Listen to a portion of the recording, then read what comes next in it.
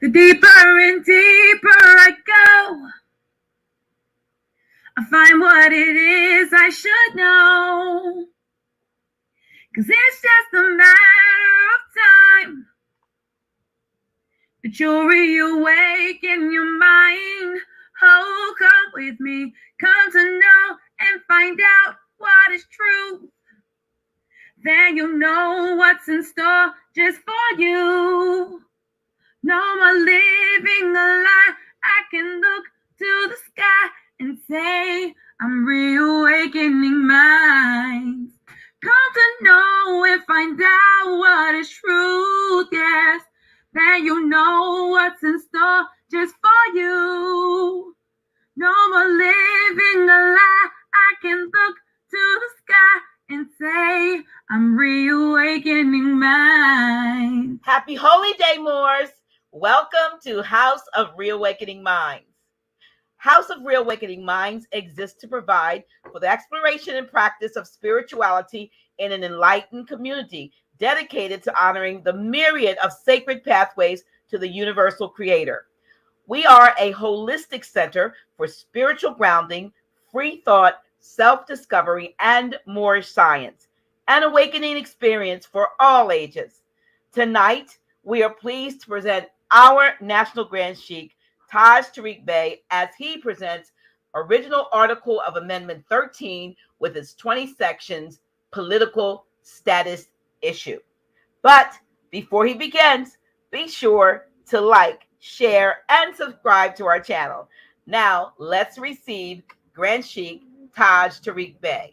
Islam, Assalamu alaikum, Vadi Mekum. Due to the political atmosphere that is has arisen at Planet Midgard in this last couple of years, particularly, and due to the fact that many of our people are suffering as usual due to hybrid European occupation under the Spanish Inquisition and under the Roman bullas, I find it useful at this time to go over some notes relative to my earlier notes from 1984 to early 1993 and 4 in that area, which comprises my book here, which you see here.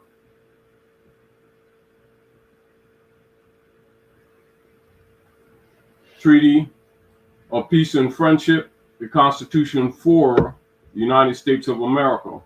And this comprises many of the snippets of information that that I gathered over the years.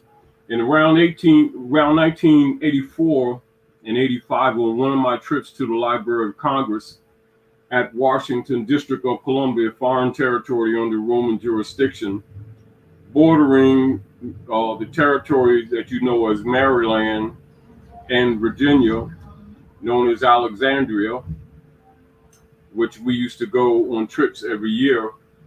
So around 84, I also went to the Library of Congress and went into the Congressional records to get some notes on the original article of Amendment 13 with its 20 sections. And because many of the status conflicts that have been taking place, particularly with activities of active Moors at North America, being both misrepresented and also being attacked under Roman law, contrary to the common law and contrary to Constitution and treaties. And in relationship to the subsequent controversies and conversations that have taken place, particularly in these last few months. I find it useful to go into some of my old notes to give some reflection on the status of the Moors, of our people here on our land, the Maghreb, that you know as Morocco, the most extreme west, which you know as America, with the heartland of the Moroccan Empire being at northwest of Mexico, or what you know as North America, Al-Marak.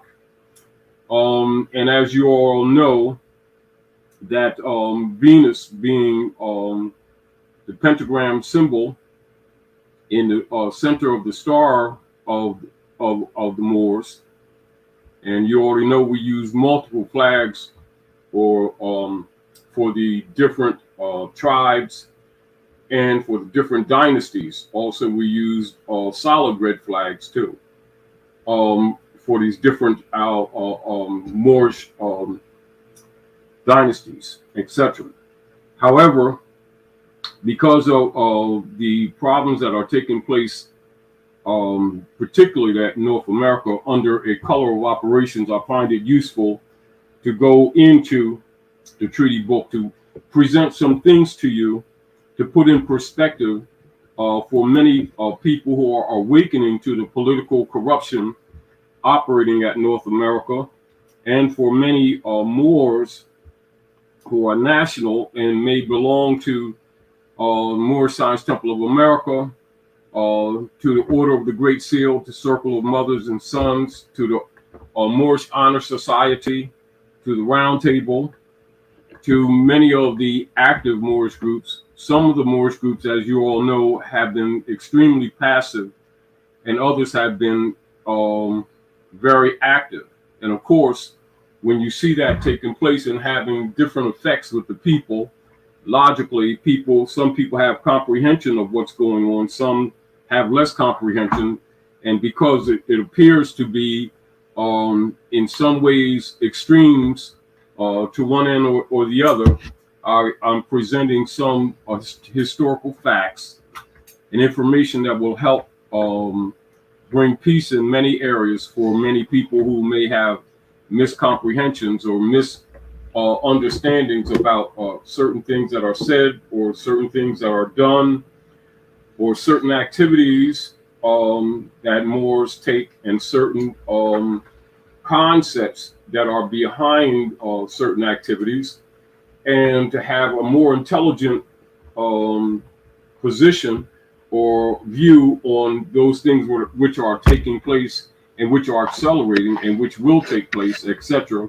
so as to bring a more, what you would say, continuity to the realities of the political perspectives, the status of the Moors, the true status of the Moors, the compromises, and the assessments that should be needed or used to aid our people on this long journey to liberation on their own land, distinguished from color of law activities, distinguished from color of office activities, distinguished from color of authority activities, etc., which colors all of the activities or all of the actions in economics and politics of North America. And for those who have some limited knowledge of the politics here, I want to preface this session, with some established statements and facts. And this is with the intent of putting many things into a more proper historical, proper chronological, and proper political perspective. Now, world history of empires and nations in these contemporary times has been, for the most part, reconstructed by corrupted hybrid Europeans who have been operating at North America, many of whom have been perpetrating or stealing people's identities under a color of law, under occupational principles, and then many who have been calling themselves Americans when they're actually occupational hybrid Europeans who have taken over the lands of the Aboriginal people, who are the true Americans, who are in harmony with the alchemical metal of Venus, which is copper. And so the true Americans are the copper complexion people. You take a penny, put it on your hand, and you'll see who the Americans are. Now that's a fact. However, because much of the history here at North America has been reconstructed, there's much confusion, because many of the hybrid Europeans have been going to and fro the earth, waging wars in the name America, when they themselves, in fact, are not and were not Americans, and have caused many peoples around the earth to charge America and Americans with the corruptions, the injuries, the war and genocide nature, character, and political platforms that are actually constructed and run by people who have been occupying America, but are indeed and in fact not Americans. And so, to put things in perspective, it must be comprehended and it must be understood that the hybrid Europeans who have been operating at North America under treaty and constitution principles are held obligatory to the treaties and to the Constitution for the United States of America. That is conjoined with, yet distinct from, the Aboriginal peoples of the land. So that must be comprehended and understood. And when you look at the Constitution for the United States of America, you must look at the obligations and duties that are put in place to secure the rights that pre-exist of both the Aboriginal peoples, i.e. the true Americans, and the obligations and duties in force relative to all treaties, etc. And that would be in the nature of Article 3, Section 1 and 2, and Article 6 of the Constitution for the United States, and Article 4, Section 4. And they should be reviewed by people to put some of the things that are being said in this session both to rest and into proper perspective. And so the literary and the political convolutions, that have been constructed here at North America is well known by historians and scholars alike.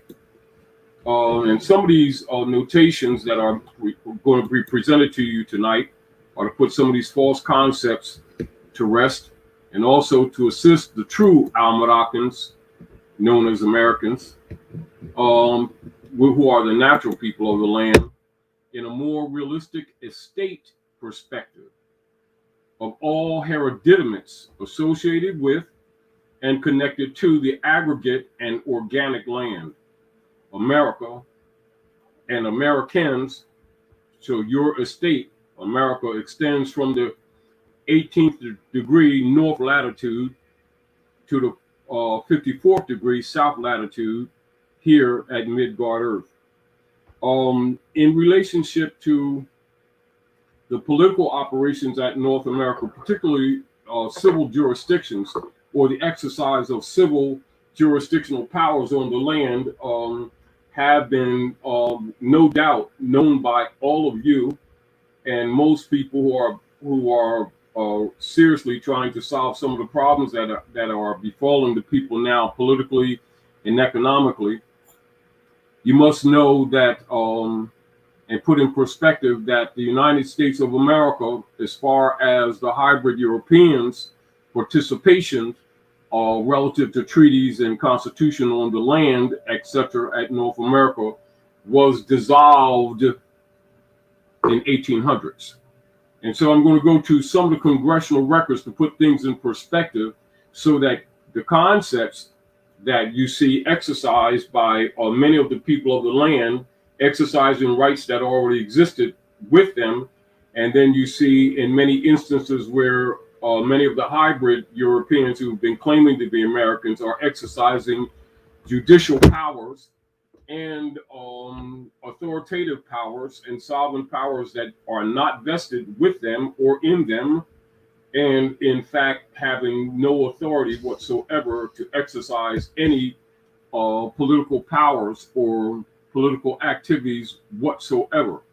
So let's go to the congressional records to give you and share with you some foundations for you to have some comprehension of what's going on in the political scene, particularly relative to the status of the true Americans, the copper complexion people of America, who are the Americans, and other people who claim to be Americans are not Americans, so that we can start solving some of these economic, social, and political problems that are befalling the people. Now, the dissolution, this would be on page 94. The dissolution of the United States of America. And keep in mind, the United States of America is a political acronym. So when you're talking about the United States of America, we're not talking about the United States of America, Mexico. And we're not talking about the United States of America, San Salvador. We're not talking about the United States of Brazil. All of these are the United States of America. So understand that the United States of America is a political metaphor. We're discussing, at this point, the United States of America corporation activities taking place at central part of North America under the auspices of what is usually known as the USA or the United States of America, absent of a national name. If you recognize that there's an absence of a national name when they make reference to the operations at North America, distinguished from, say, Canada, which is an affiliate under the Queen with the United States Corporation, absolutely distinguished from Mexico, which are Americans. Now, so when you say the United States of America, you'll never hear them be referred to as United Statesians, which would be proper since that's the name of that political platform. But by the operators representing the political operations at here with reconstructed history, we'll share some records with you to put things in perspective. Now, the Congress operating for the United States adjourned sine die on Wednesday, the 27th day of March. And so you see that that's 1,061 or 1,861. And you also know that the hybrid Europeans altered the calendars to throw the people off. So when you're looking at the treaties, peace and friendship with the United States, you'll see two different dates. We'll not go into that immediately because I want to save this time for some points that we're making. But you have an alteration of roughly 581 years. So you must put that in perspective. That's another thing for you to look at whenever you're looking at chronologies of operations at North America, that much of what you've been told is really out of sequence. That's not accidental. That's a deliberate activity. So the Congress for the United States of America adjourned sine die on Wednesday, 27th day of March, 1,861. And this political fact is expressed and documented for the record in the Congressional Globe and printed on page 1526, dated March the 28th. Now, sine die is derived from Old Norse Latin, meaning without day, without assigning a day for a further meeting or hearing. Therefore, sine die means a final adjournment, a final dismissal of a cause, and quod it sine die, that he go without day. And thus the corporate United States of North America was legally and factually dissolved on March 27th of 1861 AD. Now, I'll give you part of the congressional records in support of what is presented to you. Adjournment Sine Die. This from the from Congressional records. And as a matter of fact, when I went to Washington in 1984, and I got some of the records because I already knew that many of the people around us have been compromised. And keep in mind, your three-letter agencies always infiltrate any organization or group of people that are enforcing treaty and constitution due to the fact that they know they're operating under a color of law. And they know that most people have not been aware of that due to their miseducation set forth by the Satanist societies led by John D. Rockefeller and Frederick T. Gates, and particularly their General Education Board set forth in 1902, where they reinforced their practice of educating humans under what is known as animal husbandry. So this is the record. And so what I did, I took the documents that I got from Washington, D.C., and I want you to see as a counter to those who I knew would counter me as I begin to share this information. I actually photoshopped the print directly from the records rather than retype it, so that when they do the research, they could see it for themselves. And that's this right here in that box. That's why I put it in that box. Adjournment Sine Die. Mr. Powell, from the committee appointed to wait on the President of the United States and notify him that unless he has some further communication to make, the Senate is ready to adjourn, reported that the committee had waited on the President and been informed by him that he had no further communication to make to the Senate. Mr. Foster, I move to take up, the resolution which I submitted a short time ago, an adjournment without day at 15 minutes before 4 o'clock. Mr. Hale, I move that the Senate do now adjourn sine die. The motion was agreed to, and the Senate adjourned sine die. At that point, the United States of America was dissolved. So when people talk about the economic problems that they're experiencing today with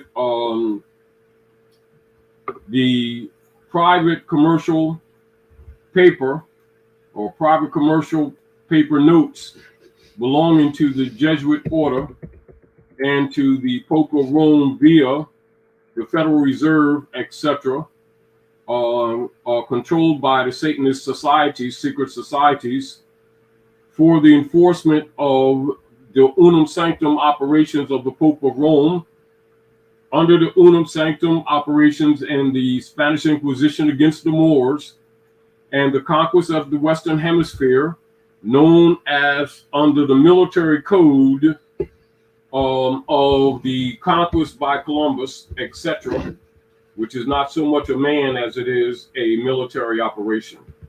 For the Jesuit order, which is a military operation and has nothing to do with spiritual development whatsoever, never did.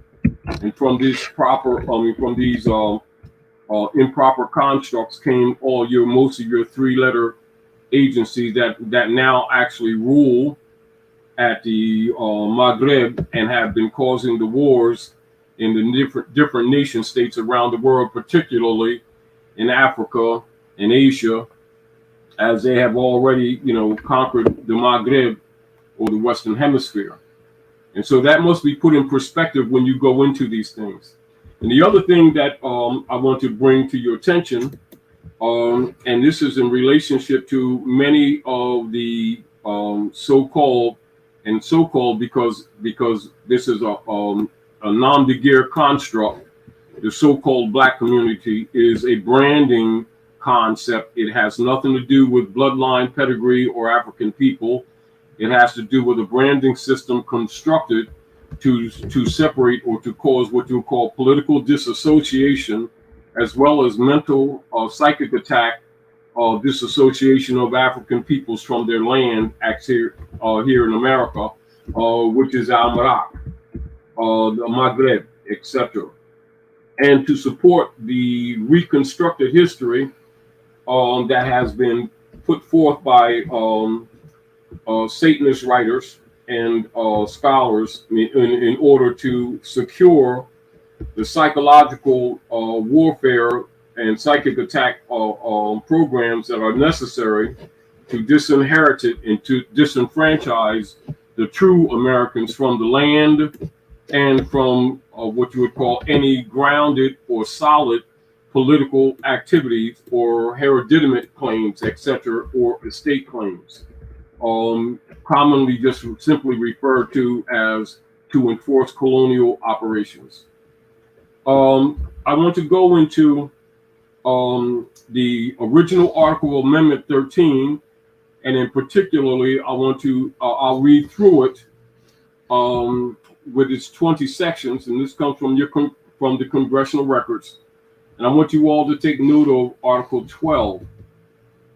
And this is to put in perspective the actual status of the Aboriginal people here, distinguished from what you've been told in both the reconstructed history books and also that you've been told by people who have been assigned by the conquerors to help miseducate the people, to disconnect them from the land, etc.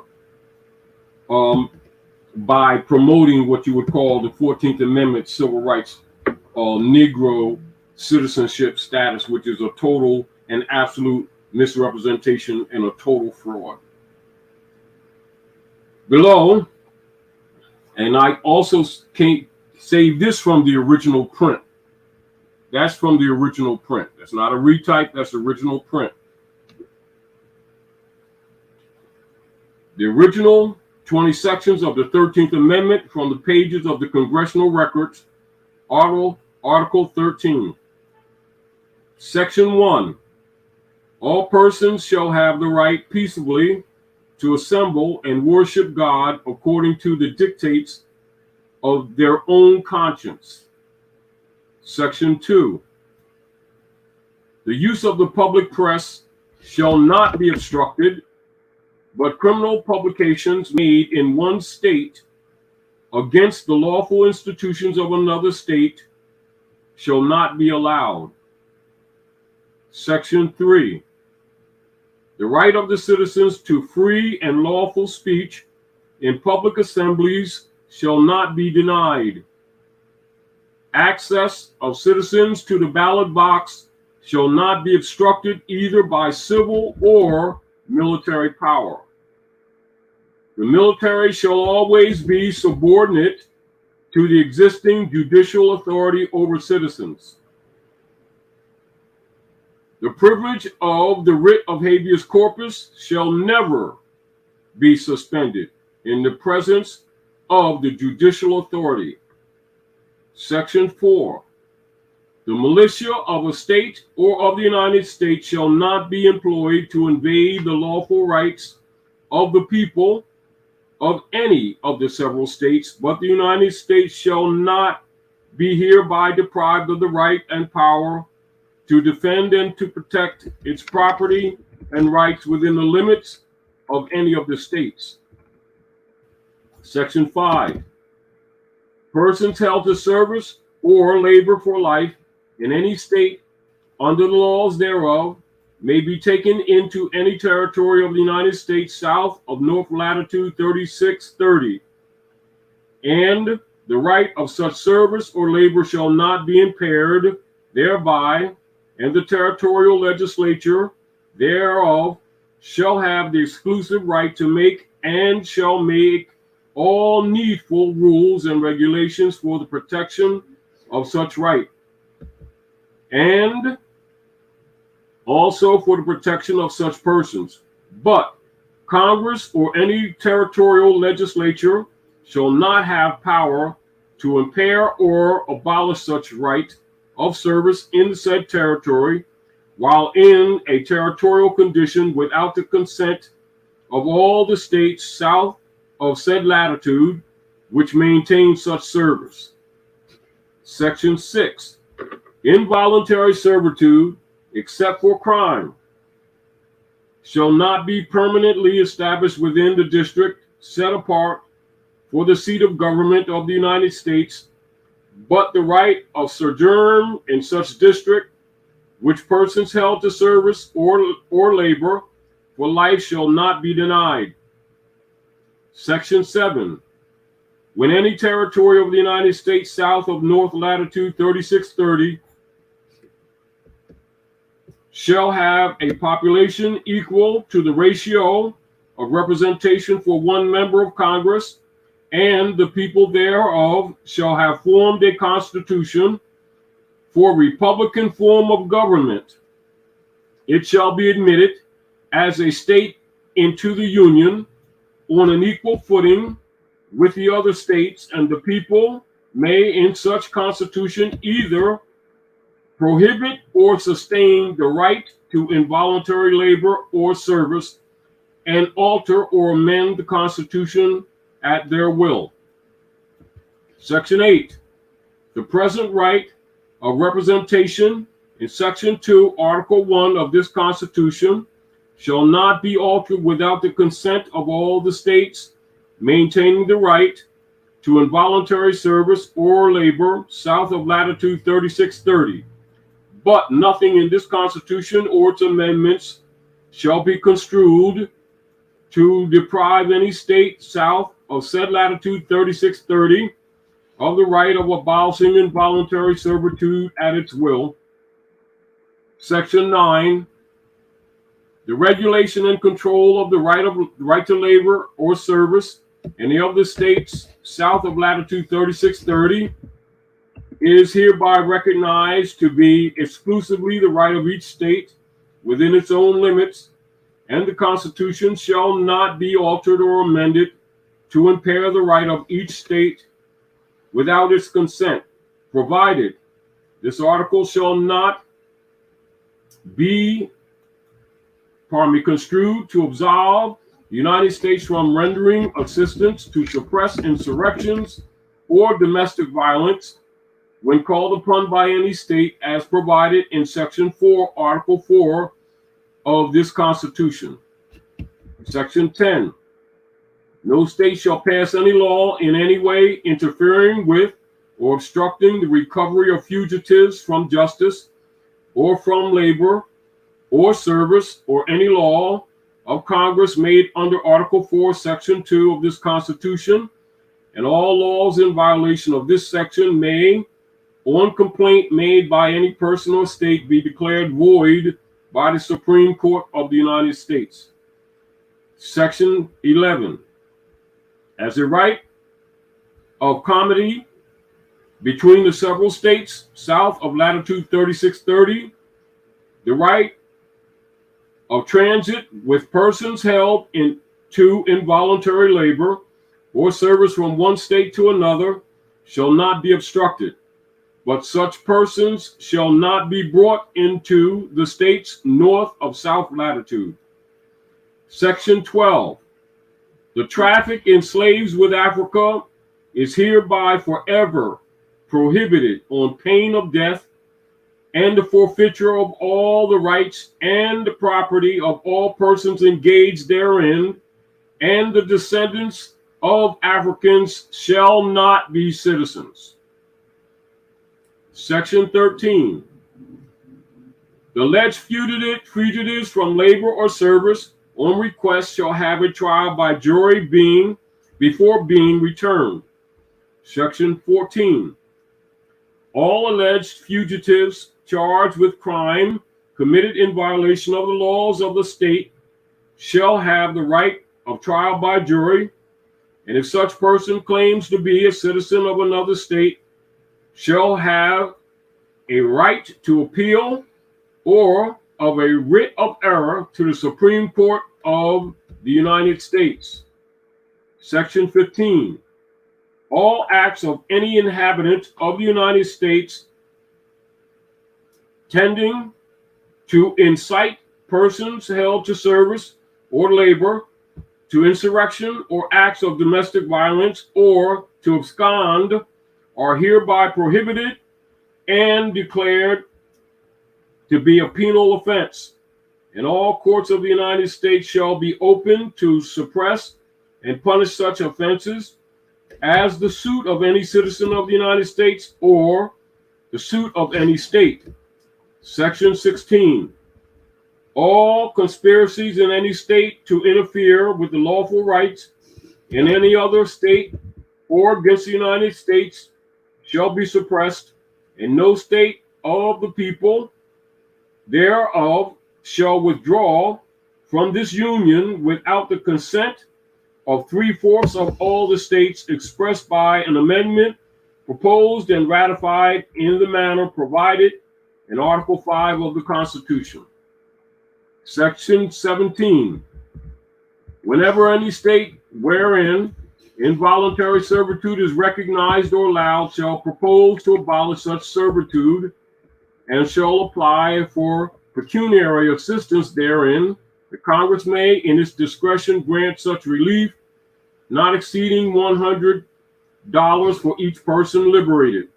But Congress shall not propose such abolishment or relief to any state. Congress may assist free persons of African descent to immigrate and colonize Africa. Section 18. Duties on imports may be imposed for revenue, but shall not be excessive or prohibitory in amount.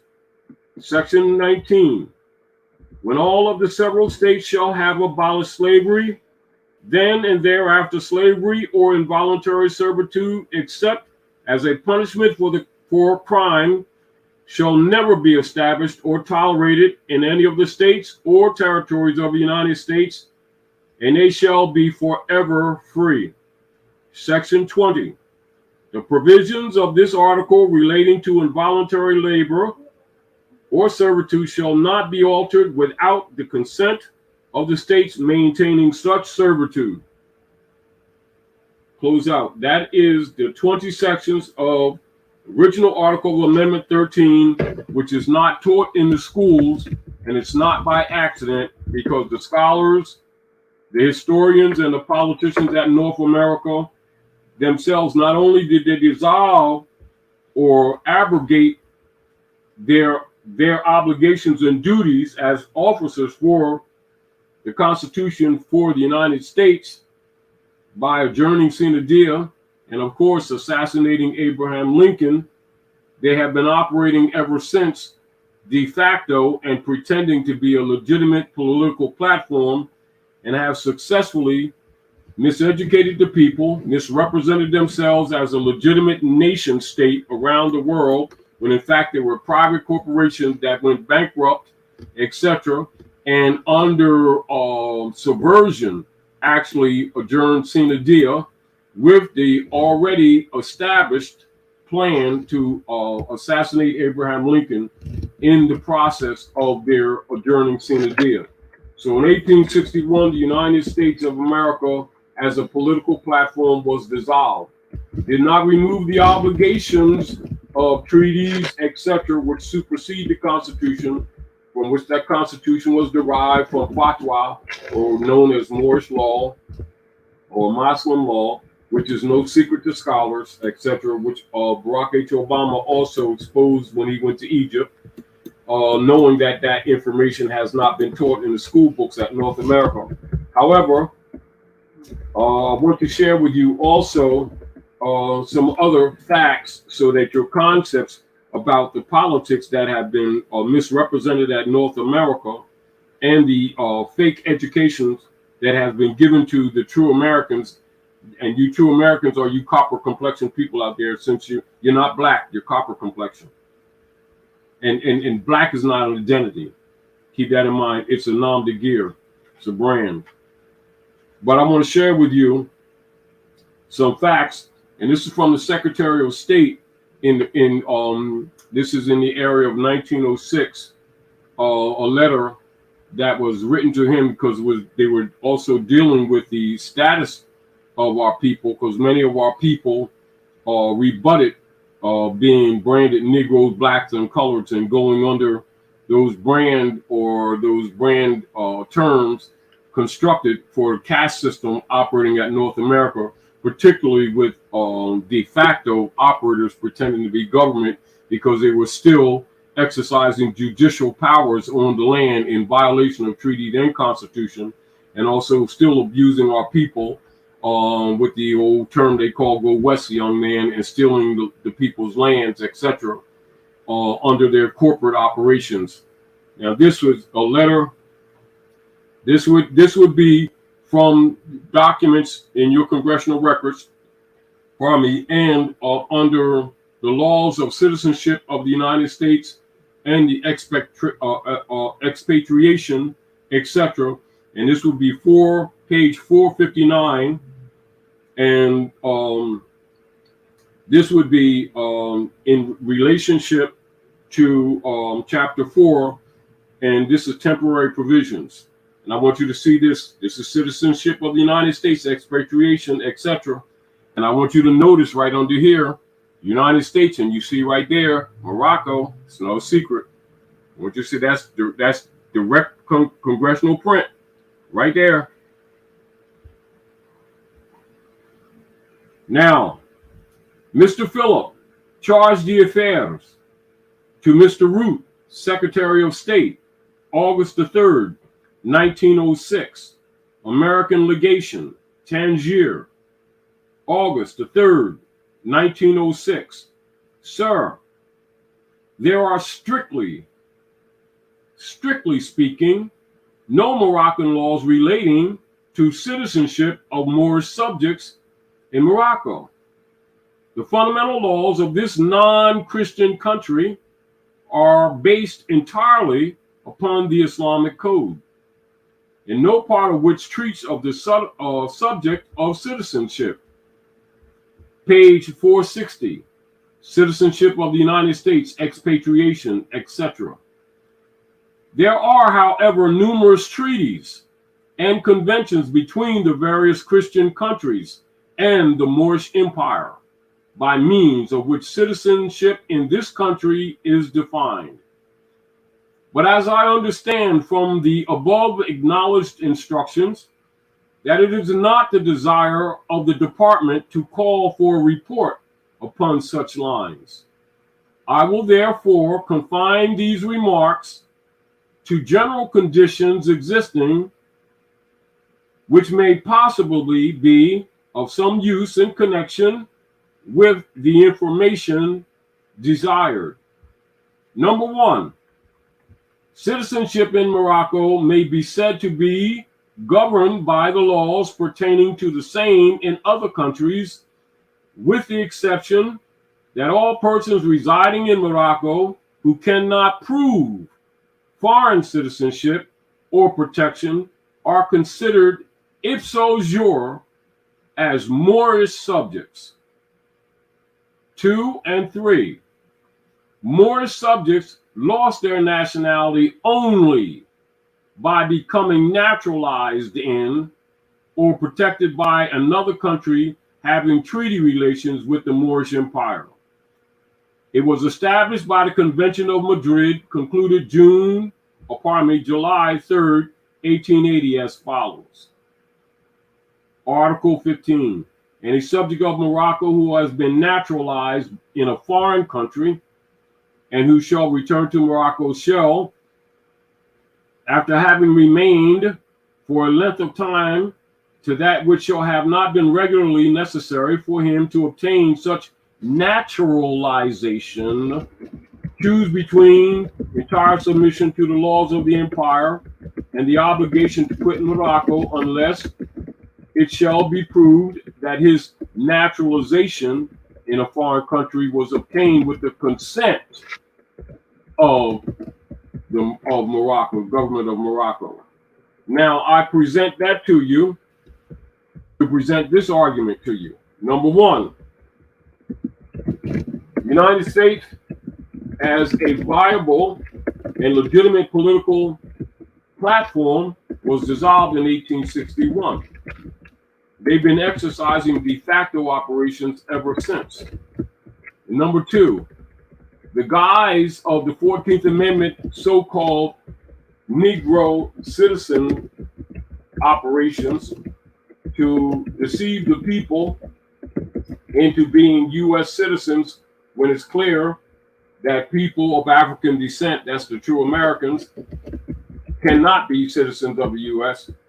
corporation because it's a private corporation, number one, and they're foreign Europeans occupying America. They're not the people of America, although they have been doing what you call identity theft. So those facts are there.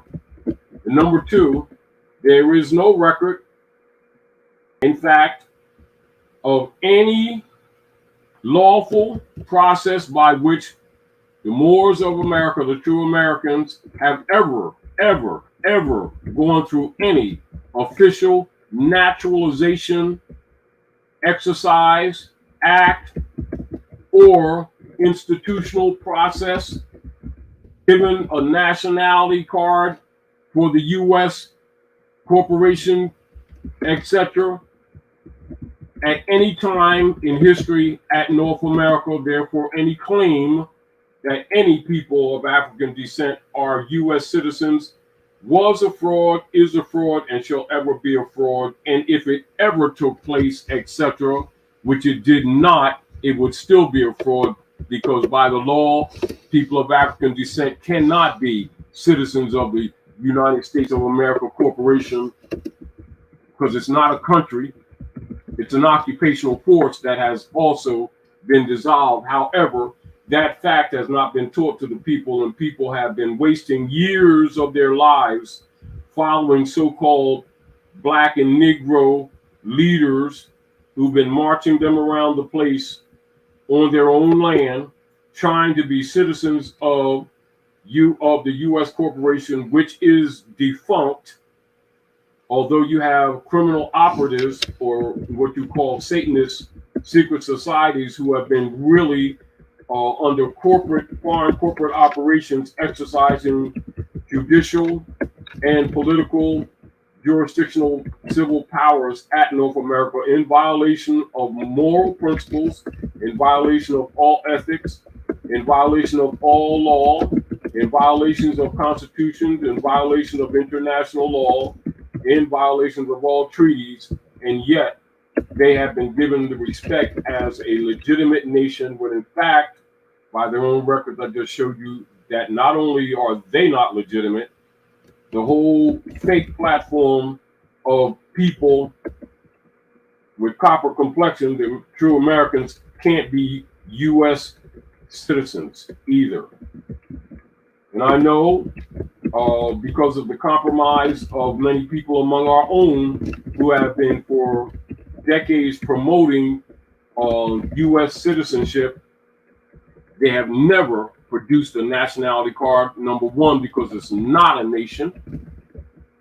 Number two, because even their political platform was dissolved, and this is why they've been continuing the frauds on multiple levels against human rights. And this is, again, while they've been exercising genocidal operations against African people and American people who are still of African descent, the true Americans, for decades, and for the last couple of centuries, and still guising themselves as Americans when in fact they are not, and guising themselves and hiding behind religious tags of which they are not.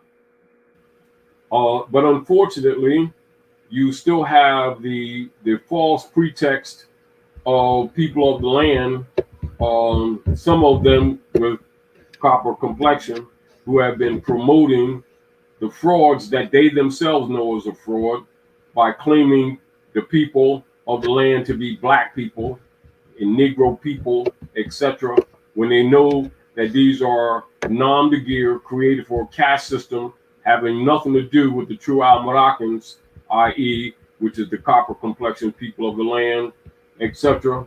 And they've allowed, without contest or without rebutting, hybrid Europeans claiming to be Americans, and have created all this hell on earth against all of the nations of the earth, and are now doing the best that they can to destroy civilized society at the expense of the common people of the land, and in contrary to the divine laws and principles laws of nature's God and nature's law as expressed in the unanimous Declaration of Independence, with recognition of the pre-existing unalienable rights of natural sentient living men and women, under which the constructions of government are based, etc., for no other purpose, only to preserve the pre-existing rights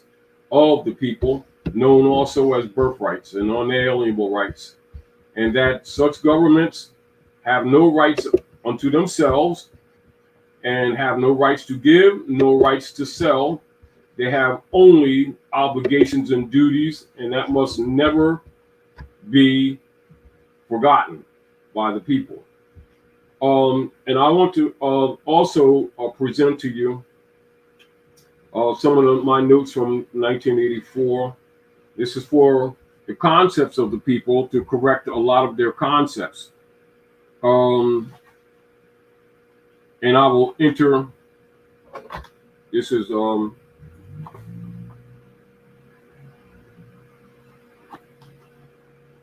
common law.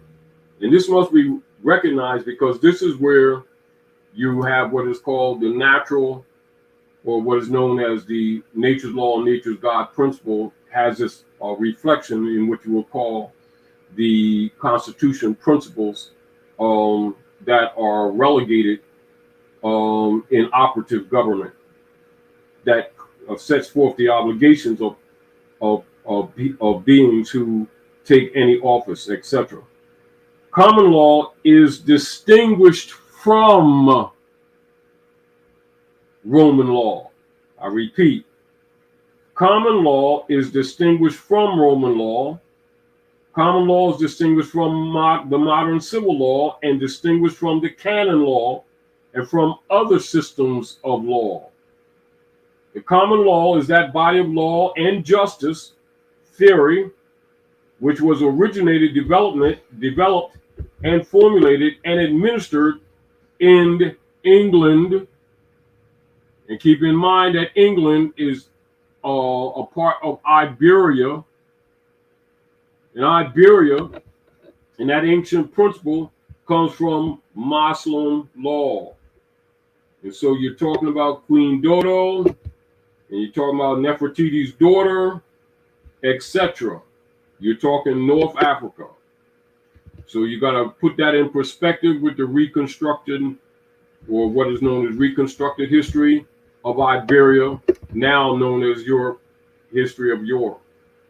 So you're talking about the Picts, the Moors, and the Dubs, all of whom are Africans. So see, the Renaissance initiated in Spain and in Italy, and its influence upon Europe during the 14th to the 16th centuries. Common law is distinguished from law created by the enactment of legislatures. The common law comprises the body of those principles and rules of action relating to the government and to the security of persons and property, which derive their authority solely from the usages and customs of immemorial antiquity. Immemorial antiquity. Or from the judgments and decrees of the courts recognizing, affirming, and enforcing such usages and customs. And in this sense, particularly, the ancient unwritten law of England, which logically is from ancient Iberia. So you're going pre-Inquisition because it's ancient. That's why when you read law books, it says ancient and modern when you go into dictionaries. Common law is distinguished from equity law, as it is a body of rules and principles, written or unwritten, which are fixed and immutable authority, and which must be applied to controversies rigorously and in their entirety, and cannot be modified to suit the peculiarities of a specific case or colored by any judicial discretion, and which rests confessedly upon the custom or statute as distinguished from any claim to ethical superiority.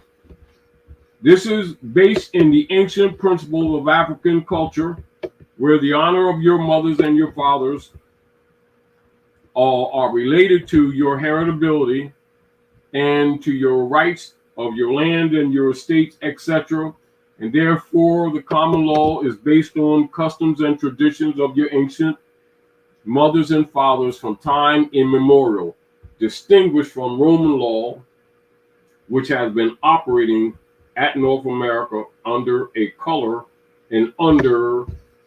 of authority and exercised with owners and beneficiaries and fiduciaries and trustees doing business as the corporate United States of America, which was dissolved in 1861 and is in fact defunct, but has been resurrected and has been operating unlawfully on the land since 1861, and those processes have continued to this day without most of the people of the land being aware that the whole platform of operations of the states of subsidiary franchises are in fact criminal operations, and this is and was and is the sources of all of your wars and all of your poverty and all of the fake platforms of genocide that have been hidden and veiled under the fake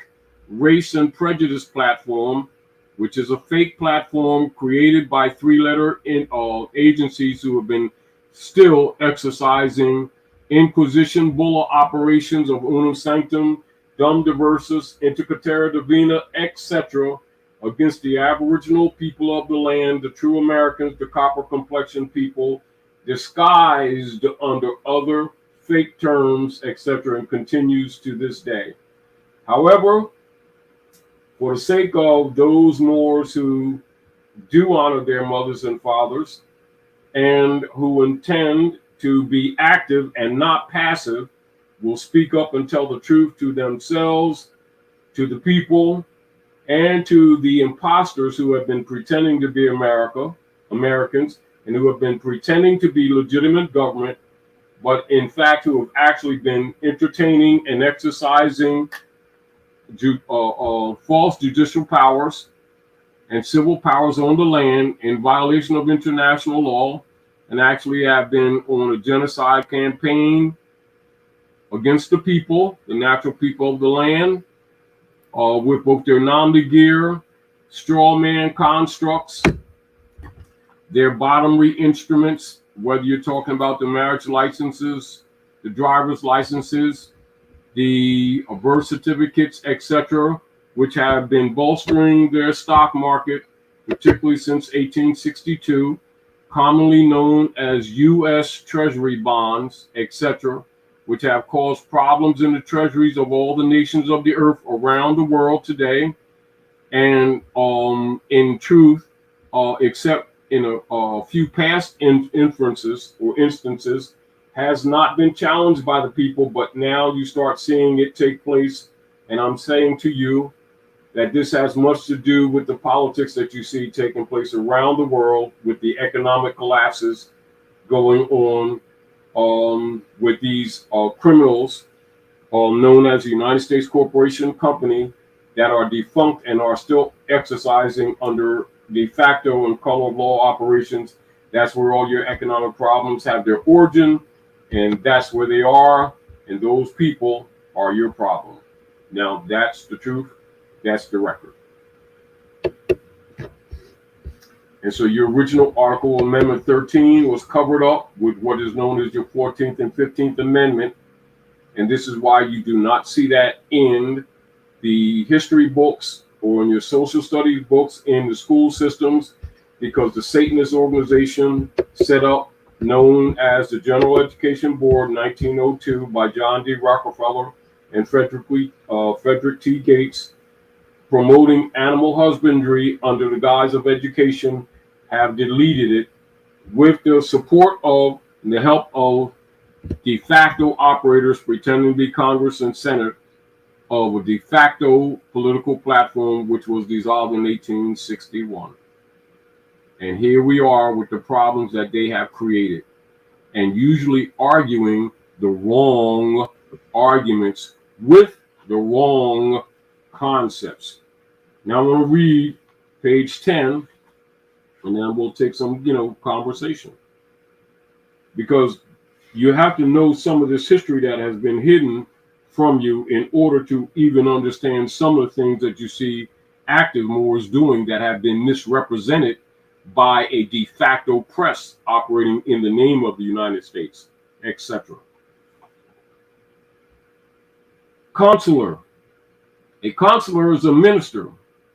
As for the consular, and about some details about his or her political position, authority is given affirmatively, and see that such established law and due process remedies are observed and applied in matters of the nation's citizens.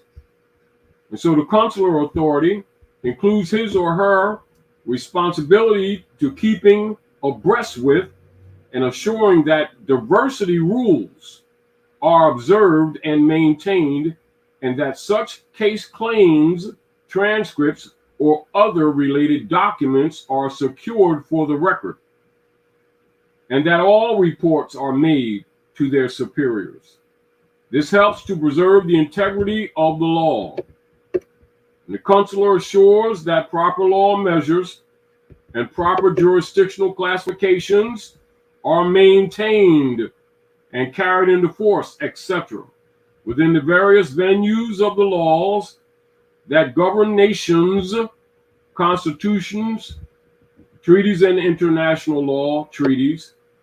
Likewise, are instruments that are binding upon all government officials, binding upon their assigns, binding upon their employees, and binding upon their contractors, etc.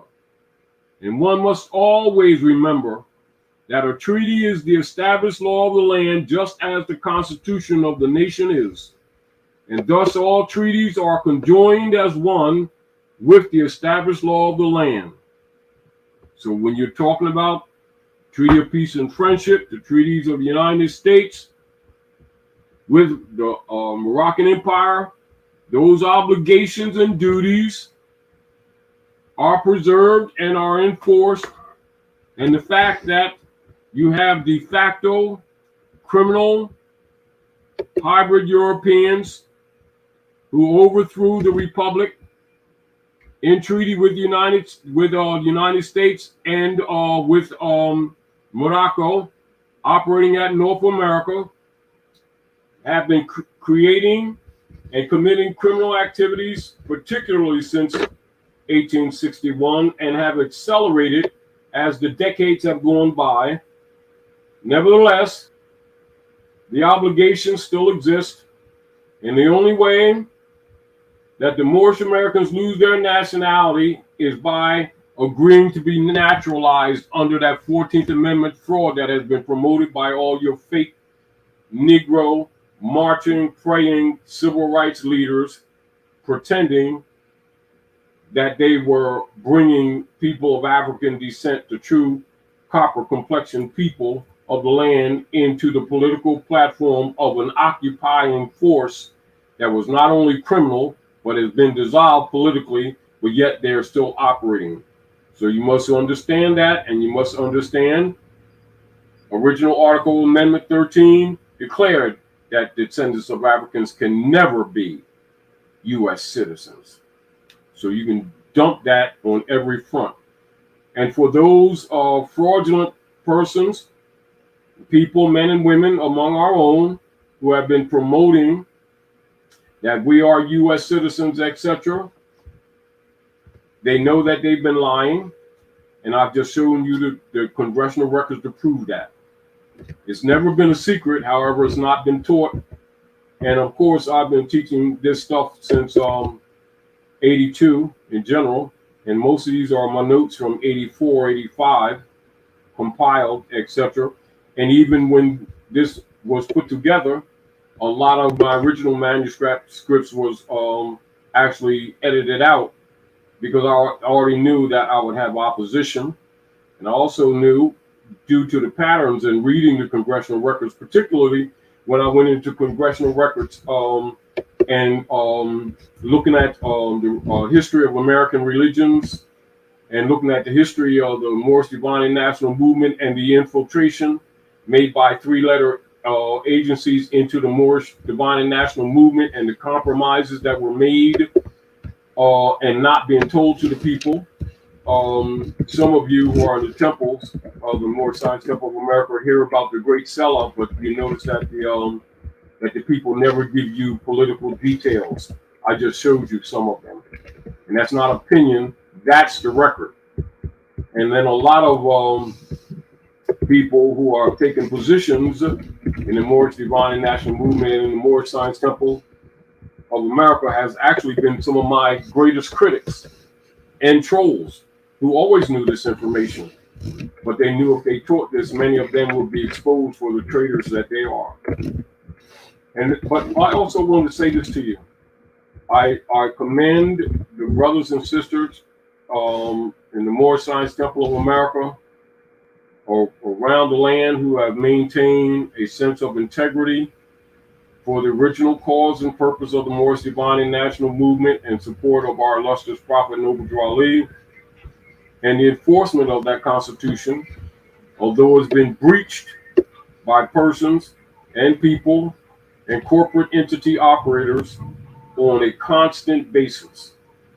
And I suggest for those of you who have limited information about the illustrious Prophet Noble Drew Ali to read and do the research on what is known as one of the established documents of purpose and cause, and it's known as the warning by the prophet for the nations, etc. And you will see within that document, established document, the cause for the movement, and you'll see it's harmonic with the enforcement of the Constitution. And of course, when you know the true history of the evolution of the Constitution for the United States, you already know that those principles go far beyond that, and they're actually ancient. Not only are they fatwa and come from Moorish law, they're aligned with allodial principles and not with the feudal abuses of the people that you have been experiencing. And the fact that many people who claim to be conscious pretend that they don't know that part of the major movement of the Moorish Divine and National Movement is the enforcement of the Constitution for the United States, which would include the treaties, etc., and all obligations and duties of persons claiming to be authorities for the United States are enforced, and that has never changed. So I wanted to present that because I see a lot of people being confused when you see hybrid Europeans operating for the defunct United States corporation, and their corporations had actually been converting people's right to travel into crimes in violation of treaty and constitution, and in violations of obligations that already exist. But it also shows you that they have no authority to be operating on the land, and yet that continues. I just wanted to bring that to your attention. So what you do, the people of the land, the true Americans and nationals, and the people who have been loyal to the treaty and the Constitution for the United States, there's your duty and your responsibility to enforce that Constitution, knowing that these people are de facto, and to stop pretending that you don't know that they're operating de facto. That does not excuse any improper activities by any more, etc., for they are obligated by treaty and those principles that pre-existed, etc., in Muslim law, which you'll see from the Honesty Confederation, or you might call Equa Confederation. that was adopted for these operations for judicial civil powers to be executed under Constitution at the Maghreb, etc. That is no secret. And also the established ancient principles of the Renapi tribes in the area of Shakamaksan, where the republic's standard of government or Capitolium was established. That would be Shakamaksan, which you know is Philadelphia area, and that remains the fact to the day. And just because the hybrid Europeans left the platforms, the people of the land or the true nationals don't leave the platform because we're the people of the land.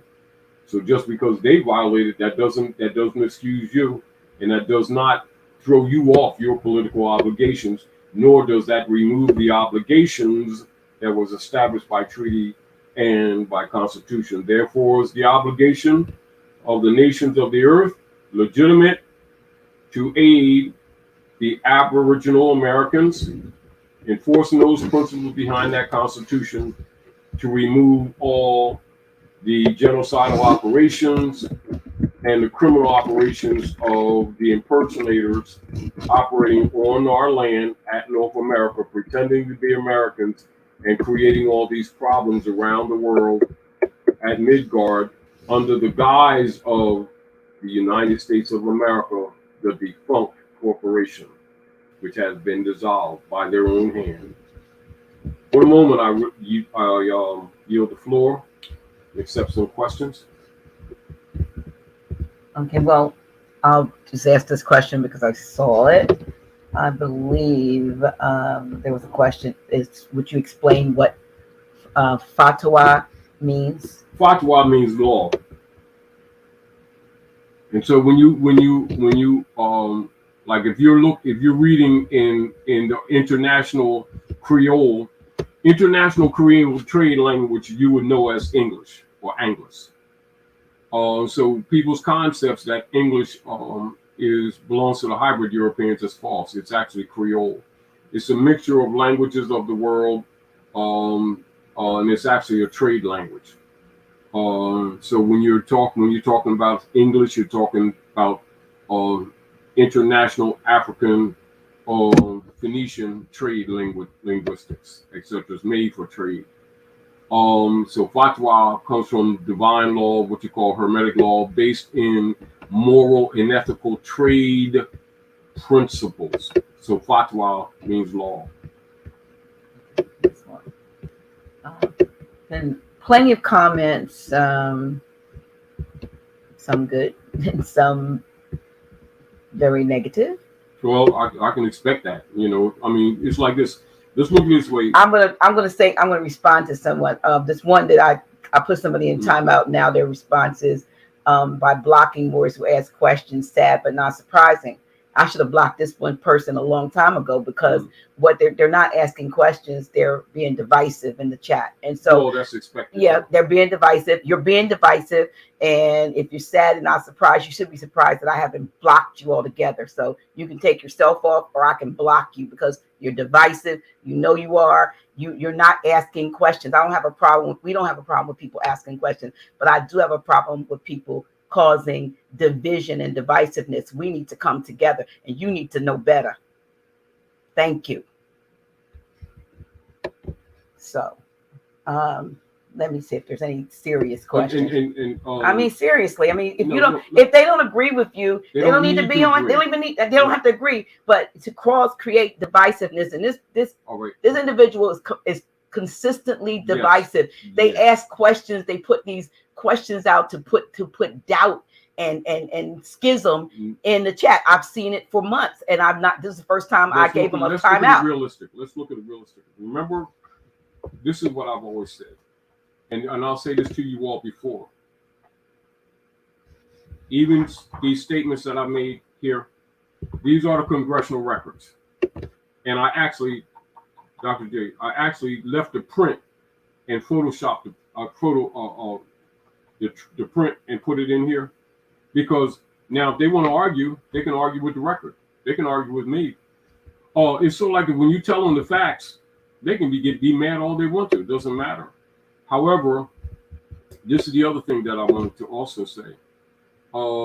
Because of the political dynamics that are taking place right now, particularly with the nations of the earth, their economies are collapsing because of this corruption that we just spoke of. And logically, even people among our own who are operative agents for the three-letter agencies, which they always operate, you understand, they will try, and this is interesting, how they always try to say the facts that I presented, these are the documents, these are facts, documents, that I made them up. And that's why I give reference so people can go find them themselves. I mean, if you all have questions, I mean, please put your questions in so I can, ask them questions, so I can ask Grand Sheik the questions that you're asking. But the point I try to make is like a lot of the ones that are so disruptive and have so much to say, I find about, I just put a comment in there maybe about a half hour ago. These are ones who, when they first learned they were more and not Negro, Black, and color, they were probably looking at a Taj Tarik Bey video from back in the day. They start, and then they get to a place where they smelling themselves and they feel like they know more than you, and you've never felt like you have it all. You never. We've gone over this before. It is not your position that people put you in a place that you don't even want to be. Never. You are a historian, and all of those, such as I'll give a shout out to, say, Lamont Maurice L., like him, who will go on and take whatever they've heard from you and take it further.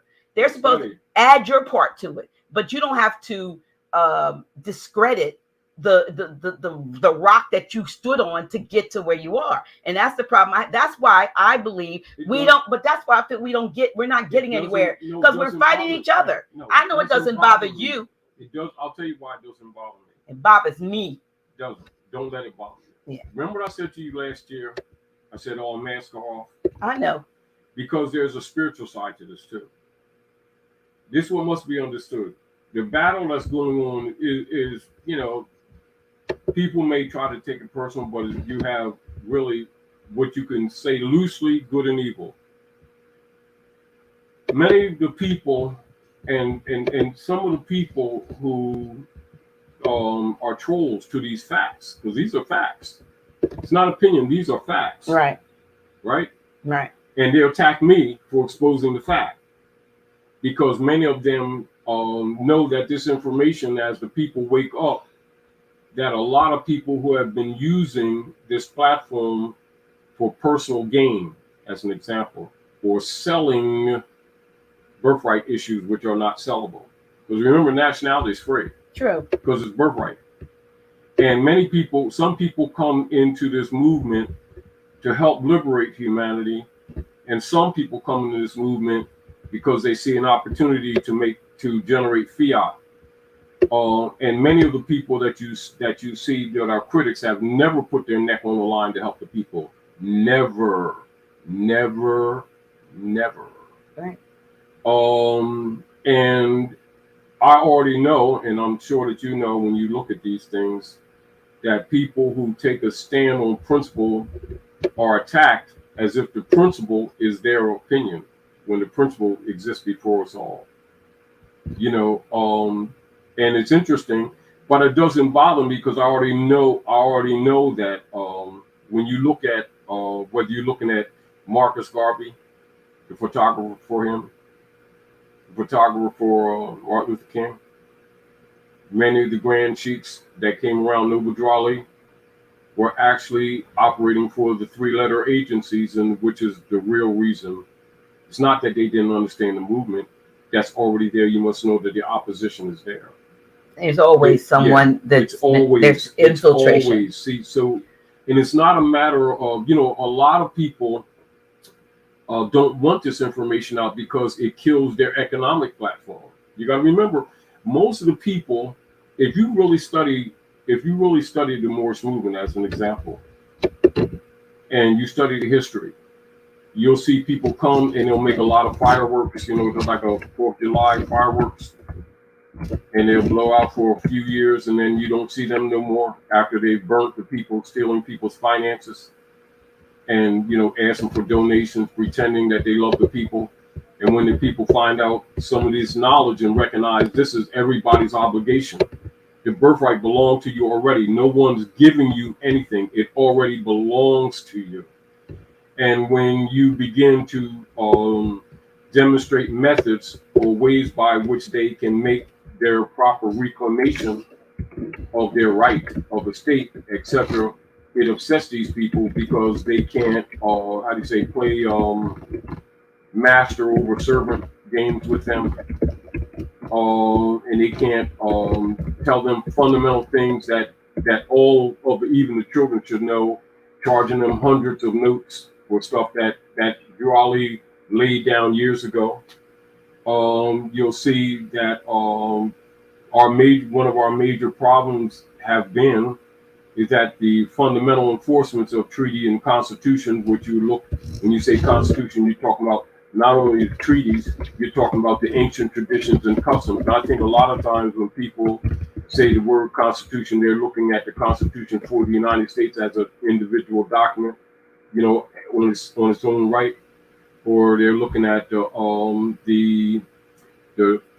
Treaty of the Great Peace, you know, Gisnawa, and principles like that, and or the Zodiac Constitution, rather than recognizing that the principles behind them or that undergird them or that are in the construction have one principal root, and it is unchanging. And that goes back to the ancient customs and traditions of our ancient mothers and fathers, and that is known as the common law. That's why when you talk about common law, constitutional law, you will use them in the same sentence. And so people are not to be limited to the Constitution for the United States as they see it. They must understand the nature of it, the spirit of it, is what pre-exists ancient. And that is the enforcement of the Constitution. So that includes even your knowledge of the cosmological nature found in religion, etc., for leading people back to fundamental principles of divine source or divine origin, etc. That is basically universal. So that's common law. That's still constitution. And this is why, like when you deal with people who really understand the original origin of religion, they have no what you will call they don't contest people because of their different religious or their different faiths, etc. What they do contest is the misrepresentation of all the religions by the politicians and the priesthood who have gone absolutely corrupt, who have misrepresented these platforms or the constitutions of man. And logically, people who have been benefiting from the ignorance of people, as you show people some of these documents that are at the basis of governmental operations, but it's not being exposed to the masses, you can understand why it kind of upsets people who have been what you call one-trick ponies, who really have no talent, no skills, and they come into platforms of looking at the needs of the people, and they like a rabbit leech, you know, sucking on the breast of mothers. If you get the point, and that's what these leeches usually are. Well, the sad part is that there are many that come every week or every time we're on because they genuinely want to learn. They genuinely are waiting for that light bulb to come, to go off in them so that they can go, I got it. And then you have all of, you know, the few disruptors goes with the territory. Yeah. See, this is the deal. And I don't even like having to do this because this is taken away from what you could be teaching or sharing to talk about this divisiveness. Now, but it has to be said. It has to be said. Well, that's fine. You know, but I'm not you already know. I know you know. You know me. I'm like, I jump in front of you. See, because I'm looking at it like this.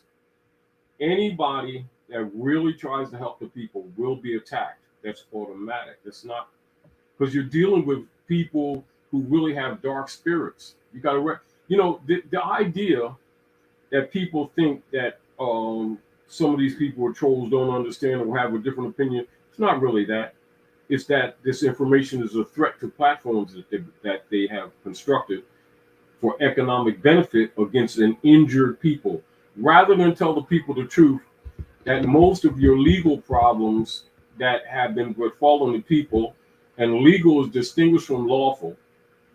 Legal is the process that's set forth by the members of the Circle Church and Chancery and people who've been working with them or for them, usually under what is known as the rules of civil procedure, to steal the rights of the people under the judicial powers or the judicial platform for the United States, which is why they will always say Constitution of the United States distinguished. They won't say Constitution for the United States.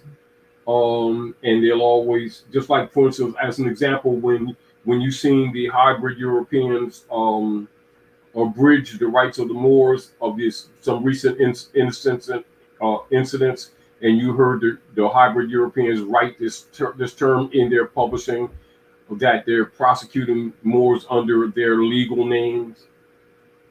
Oh, really? What they're talking about is the nom de guerre operations distinguished from their rights as natural beings. Here's a question. Yeah. Here's something I just popped up real quick. I want to get to some of these questions. Let me put it up here. It says from Massive God Squad, Taj Tarik Bey, why are the Albions telling people in order to win their mock kangaroo courts, you are better off using Bouvier's law instead of using the Black's Law Dictionary? Well, Bouvier's is in fact, you got Bouvier's and Bell's too. And keep in mind, when you're looking at Bouvier's, that's basically the fundamental background that the Congress actually used.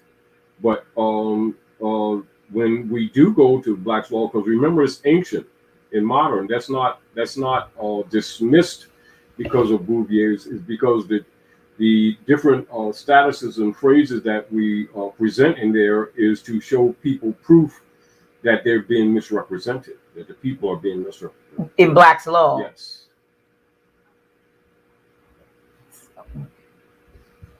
Here. Okay, let me get to another question for you. Somebody asked. And it's again, even like as an example, when the people continue to use the term colored person and think it means an endearment of African people. This is again why, as an example, why we'll use Black's Law to show them that these people are operating fraudulently, and that when you follow them, that you're giving them or giving up your birthright, assuming positions or terms that are actually presented to destroy you or to hurt you, and not to preserve your right.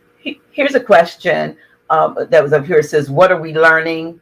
He repeats himself, and I want to kind of respond to that before you do, because we haven't gotten it right. We haven't gotten it yet, and there's always new people that are coming into, and it's mostly this knowledge for the new people. It's mostly for the new one, and it just reinforces what others know, because at some point something should be activated within us that pushes us to the next level. And if that be the case, then we should probably move off the chat and be somewhere building up the new knowledge we have to give to people. Now, this is where you have.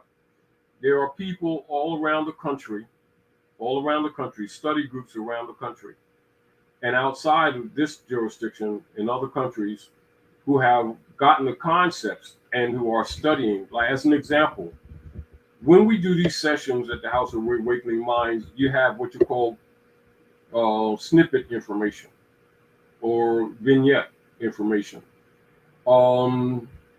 The confined or refined studies would be done in your study groups, which is again why I give you reference points so that you all can gather information, restock your libraries, and do the studies yourselves to enforce the things that you need to learn logically. And it's no different than, like, say, for instance, if you're listening to a radio station, or if you go to, say, if you're going to a channel, etc., on a site, you're going to get limited information, or you're going to get points of reference.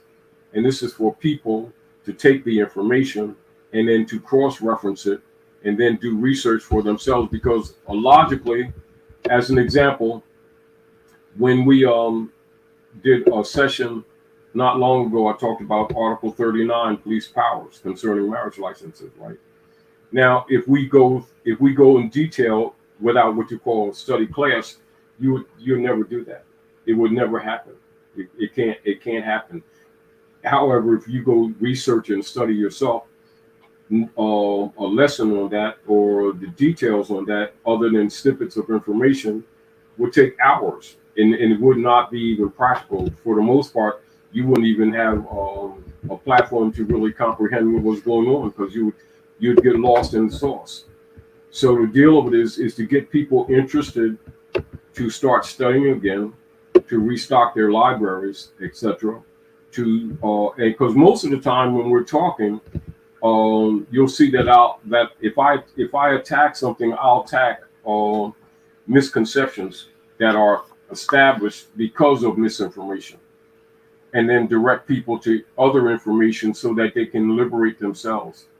Meanwhile, even over the years, a lot of people we've shared information with, who really had nothing to offer to people, have taken this information and created what I would agree are, on the surface, appearing good, platforms, but really not to liberate the people, just to make finance for themselves. And that's the thing so that we people don't grow, which is why some things have to be which redundantly. is no different than the so-called say medical industry. It's a business, so they're never not trying to right. They're never trying to get people healed and well. They want to keep you needy, and they want to keep the people for the greedy. Right. This is the deal. When you look at the Moorish Divine National Movement, the nature of the Moorish Divine National Movement is the liberation of humanity. Now, this is the point. What if you pay attention to some of the processes that are used by some, particularly some of the people who are angry that this information is being shared. If you notice that most of the time you've never seen them actually come out and aid anyone. No, but they want to know why you haven't, like, because you're God. You're supposed to do everything. No, because that's not the point. Because the exercise of rights belong to the people. Doesn't belong. See the cons, and this is even back to the misconception that have made our people in this dependency mentality, where they're looking for leaders, and this is not the age of leaders. This is the age of liberation of humanity. This is the age where every man, woman, and child must confess their own. And while people will say that, they have been trained to the contrary. They're, even in psychology, they're looking for a sacrificial lamb and then getting mad when you don't present a sacrificial lamb for them. Yes. Because they don't want the responsibility of taking their proper places among the affairs of men. Yeah. We have a lot of questions that asked if they could get your book, and they want to know how they can get the book that you're reading out that you wrote. And I know we keep saying that we're really working on getting some reprints so that we can make them available directly. With all the Adeptus manuscript notes, because most of the ones that we have published were heavily edited deliberately for editorial purposes, for publishing purposes, etc.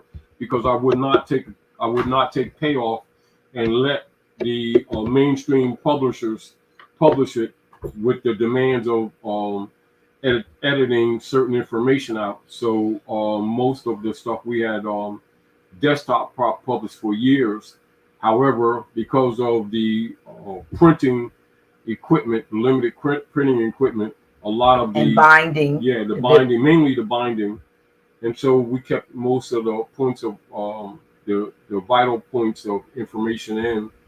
But what I want to do, and I've been working in between to put all my old notes in, and going into the old maps and going to my old notes, even some of the machinery that the old, as y'all remember, floppy drives and stuff like that, and even going through some of the stuff that was damaged in the fire, and 205,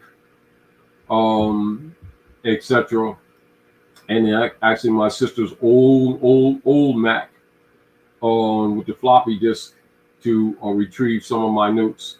Although some of the notes were burned, there was enough to actually retrieve a lot of the original stuff. And we're going to have the sister Cynthia Martinell. Yeah, so many of you know the Honorable Sister Martinell.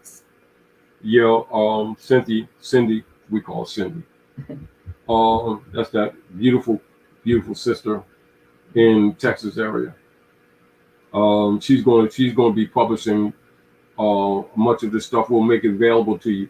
But I have to also say to you all, and many of you know that that I work, you know, and my time is so limited, so constricted. However, you know, we'll be making it available through the House of Reawakening Minds to you in trust within this year. Though some of it we have actually done over. I haven't presented to Sister Cindy yet, but I will. I'll particularly with this one. Mm-hmm. I will. A couple of other ones you've used that they asked. But know this too.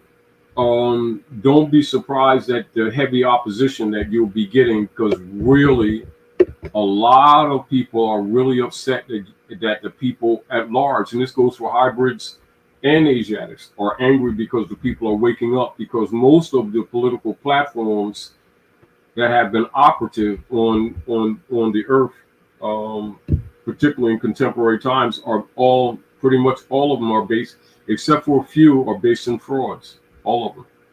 And logically, as people wake up, you know, a lot of institutions will and are collapsing, because they need you to be ignorant.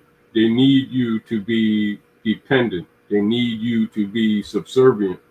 They need you to be dumbed down. And this is why they're very hostile when information comes out, because you also discover, as you become more erudite in the operations of government, this is also why they don't teach civics. Because you'll recognize more people that you've been encountering in the name of your economics and politics. More people are your enemy than you'll ever imagine, and many people that you've trusted have never been your friend. You're going to discover you have a lot of associates and very few friends. However, I suggest that you be strong, be firm, seek out principle. And one of the things that that a lot of people are set as people become awake, they start becoming more independent. And as you already know, Dr. Naila, as people have come to our classes, even as we've been working over the House of Reawakening Minds for the last 11 years, that we've encouraged people to take this information and start their own study groups, and they have done so.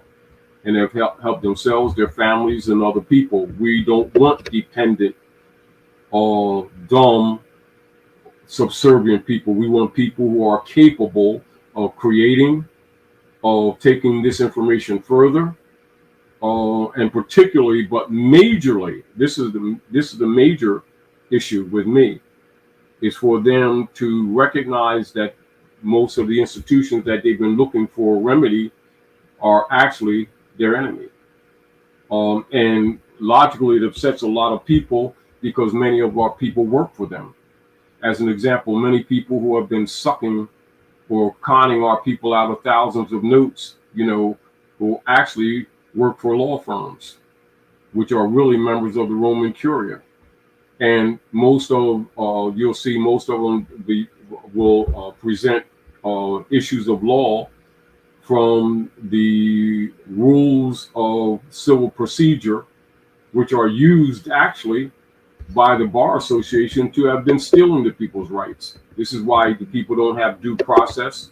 This is why the people don't have speedy trials.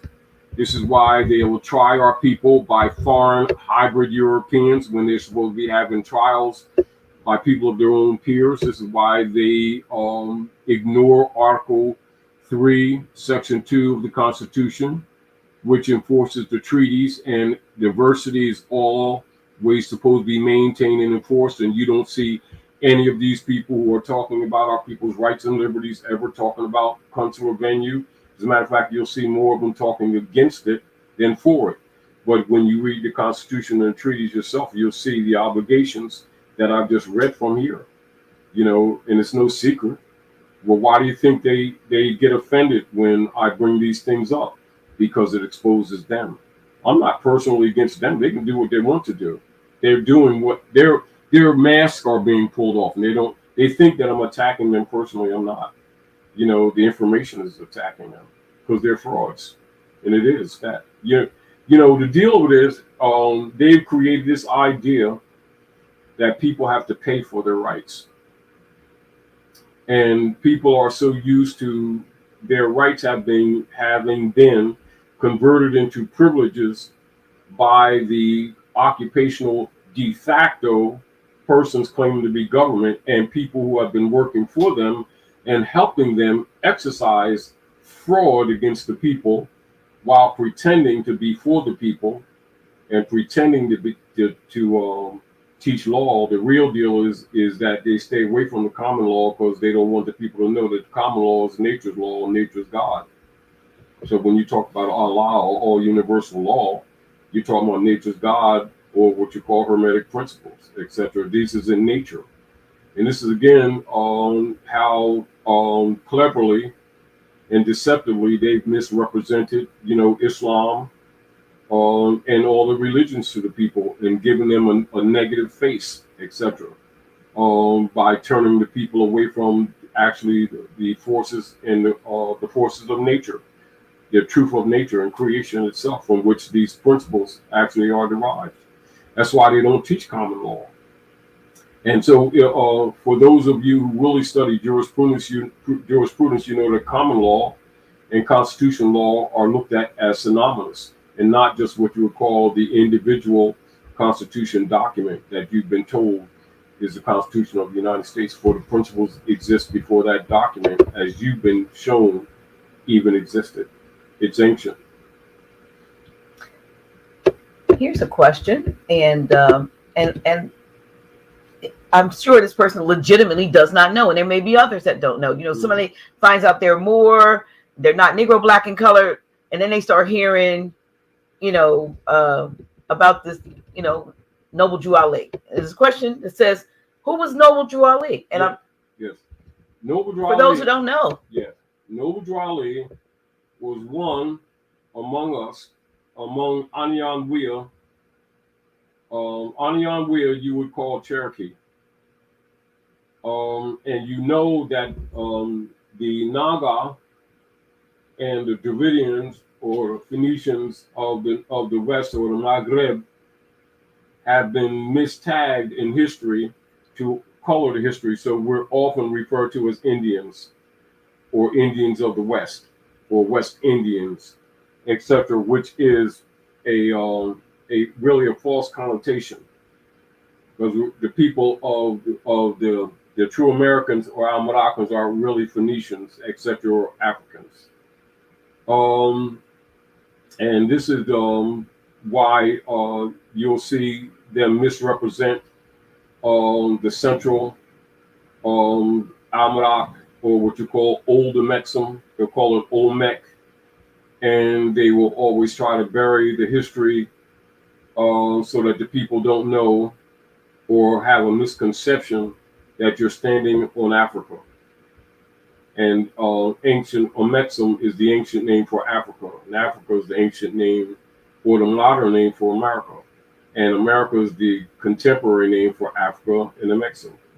It's not a secret with scholars. It has been kept from the people. the Noble Drew Ali.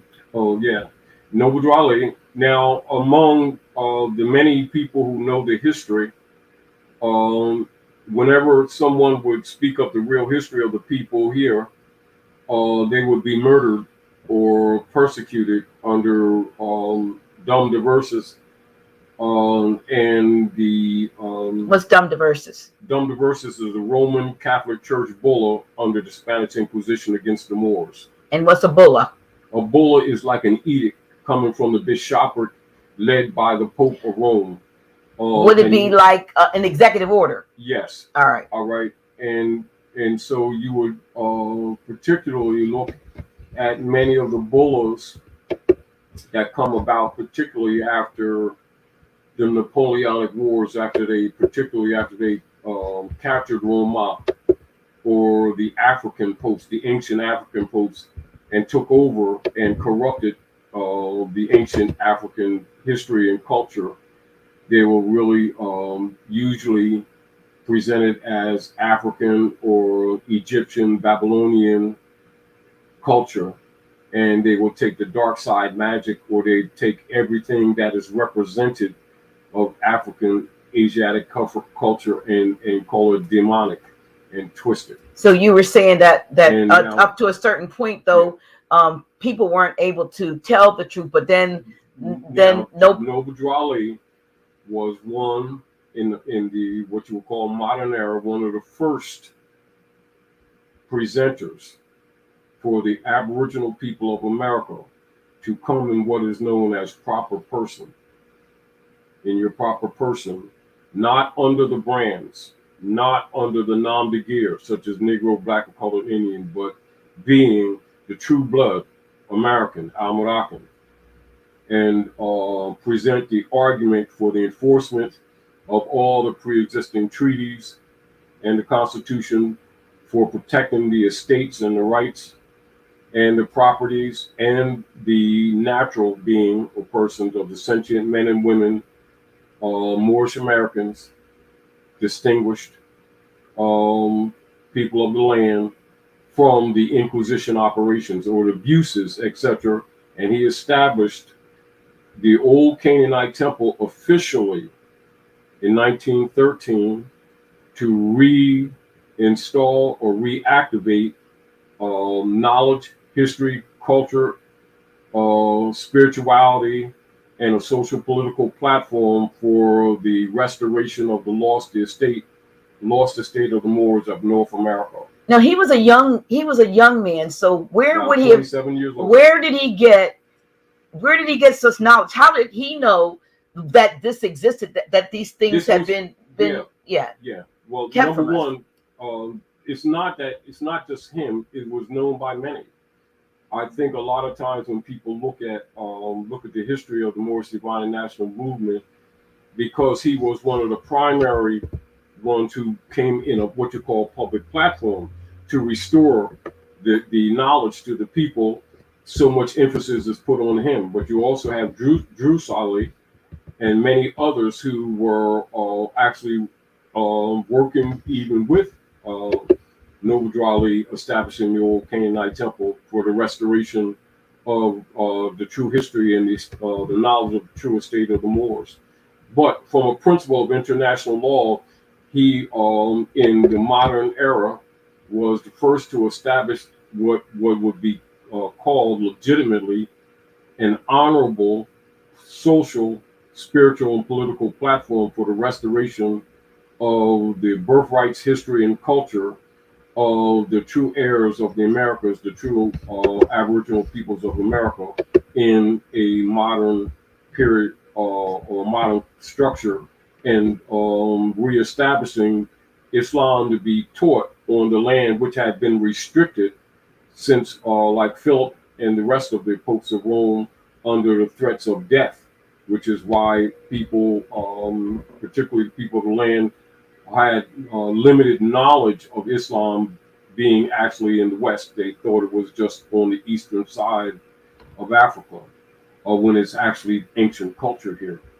So Noble Drew Ali was, you can be considered in not the first, but the first in what you would call an open political, social political established platform by which the information in the history and the culture had been propagated actually on a solid and established platform in North America. That's where he is credited.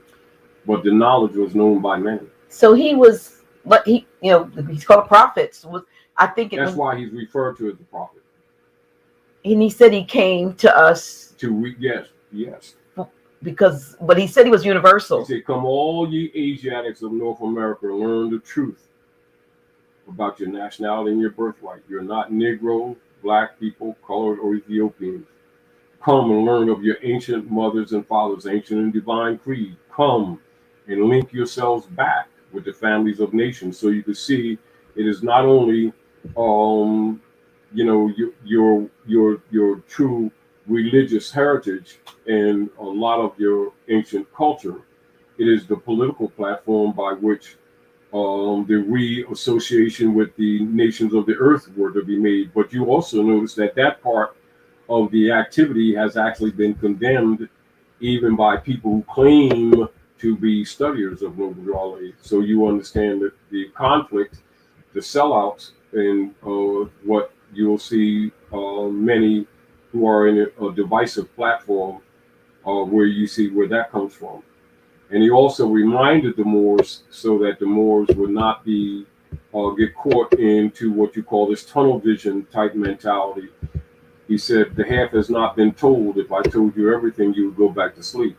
That's so that the Moors would not get caught in these, tunnel vision pockets, thinking that they had it all. And he said, be careful, Moors. Some of your own people will be trying, with turbans and fezzes, will be trying to put you back in slavery, which means, because he also knows the real history here, that many Moors were slaveholders. So a lot of descendants of Moors still have that tyrannical personality and spirit, because though the bodies are new, the spirits don't die.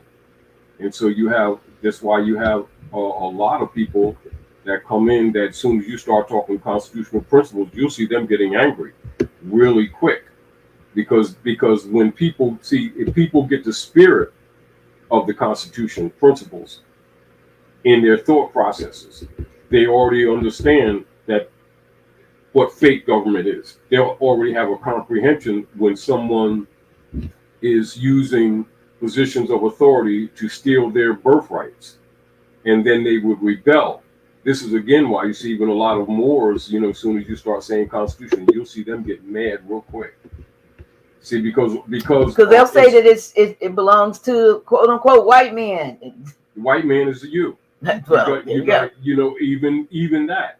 The white man, black man paradigm. This is back to the whole point of people needing to know about the Wiggum Party, which why we have to keep bringing it up. It's sort of like this, Dr. J.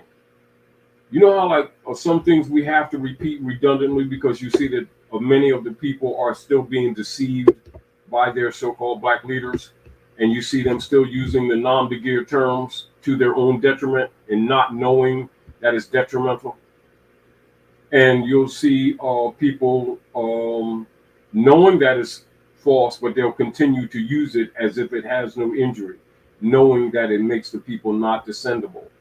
Where the people will in 1 minute tell the people that they're Moors, and they'll go right back to the black codes, and then to promote it, they really don't want that to die. See, it's it's sort of like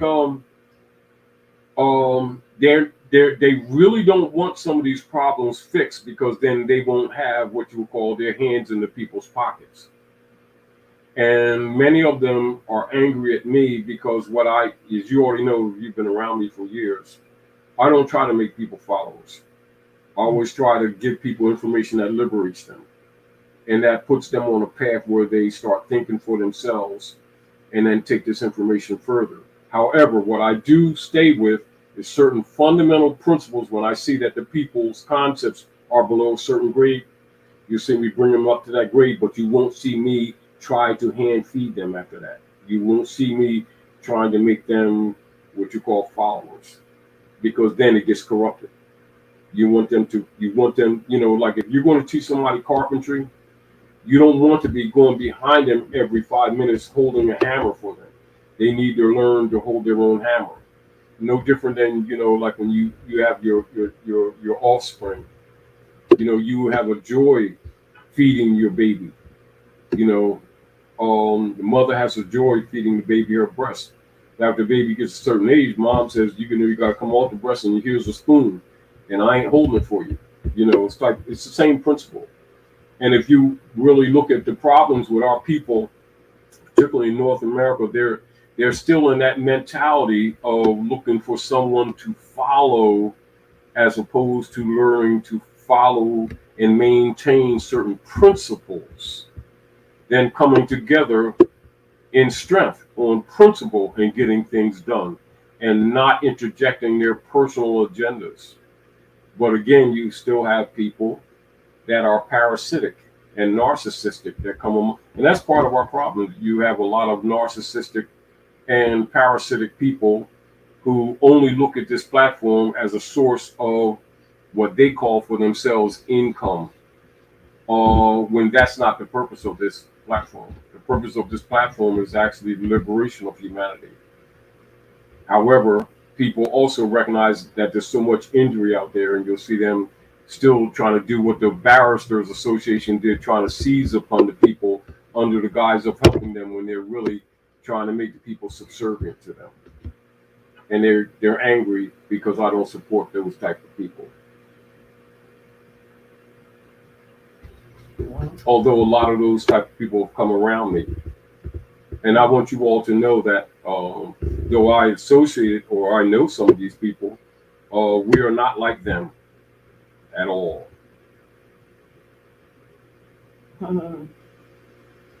So there's a couple questions that came up twice, and probably by the same person, but they were asking, an individual rather, but they're not a person, but they were asking about solutions. Let me see if I can find that one to bring it up. It may not let me go back up there to it.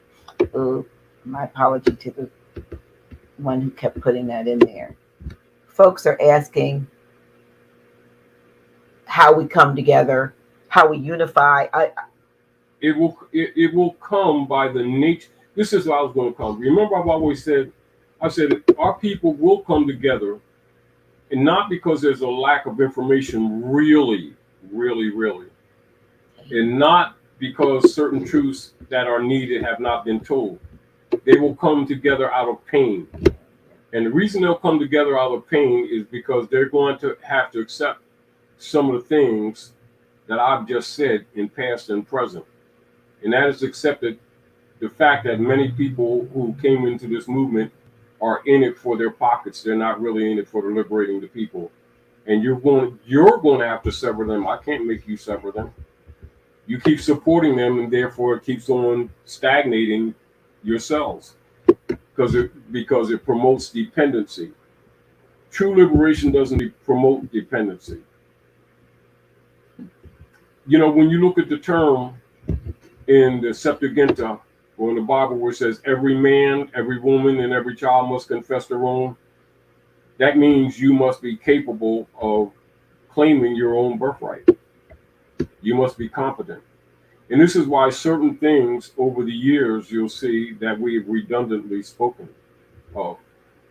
At the same time, for those who have been closer to us, we've had what you call longer conversations where we could go into what you would call more detail, but platforms or what you would call bullet point platforms of lectures can't accommodate that because you need what you call actual study class. And I'm appreciative that brothers like Maurice Eel, Lamont Maurice, yeah, Sister Tracy Gay, Gail Day, have Light and others have started study classes of their own. Rama Eel, many of the. Is that the one that I just blocked? Yeah, many of your brothers and sisters in the Moore Science Temple. Sister Deanna, Chicago. Sister Chung Diana, yes, out in California. Yes. Yeah. Brother Nature Eel and Nika Eel, Moore Science Temple. Grace Hill, Moore Science Temple. Asbury Park, New Jersey. Many of them have established school systems within the structure of their temple according to the prophet's instructions and are teaching what you call detail information. Or logically, when you have refined studies where you have more what you call controlled dispensation of information, a lot of more details will come out. And of course, that would be an extended education to establish erudition, which is very good and necessary.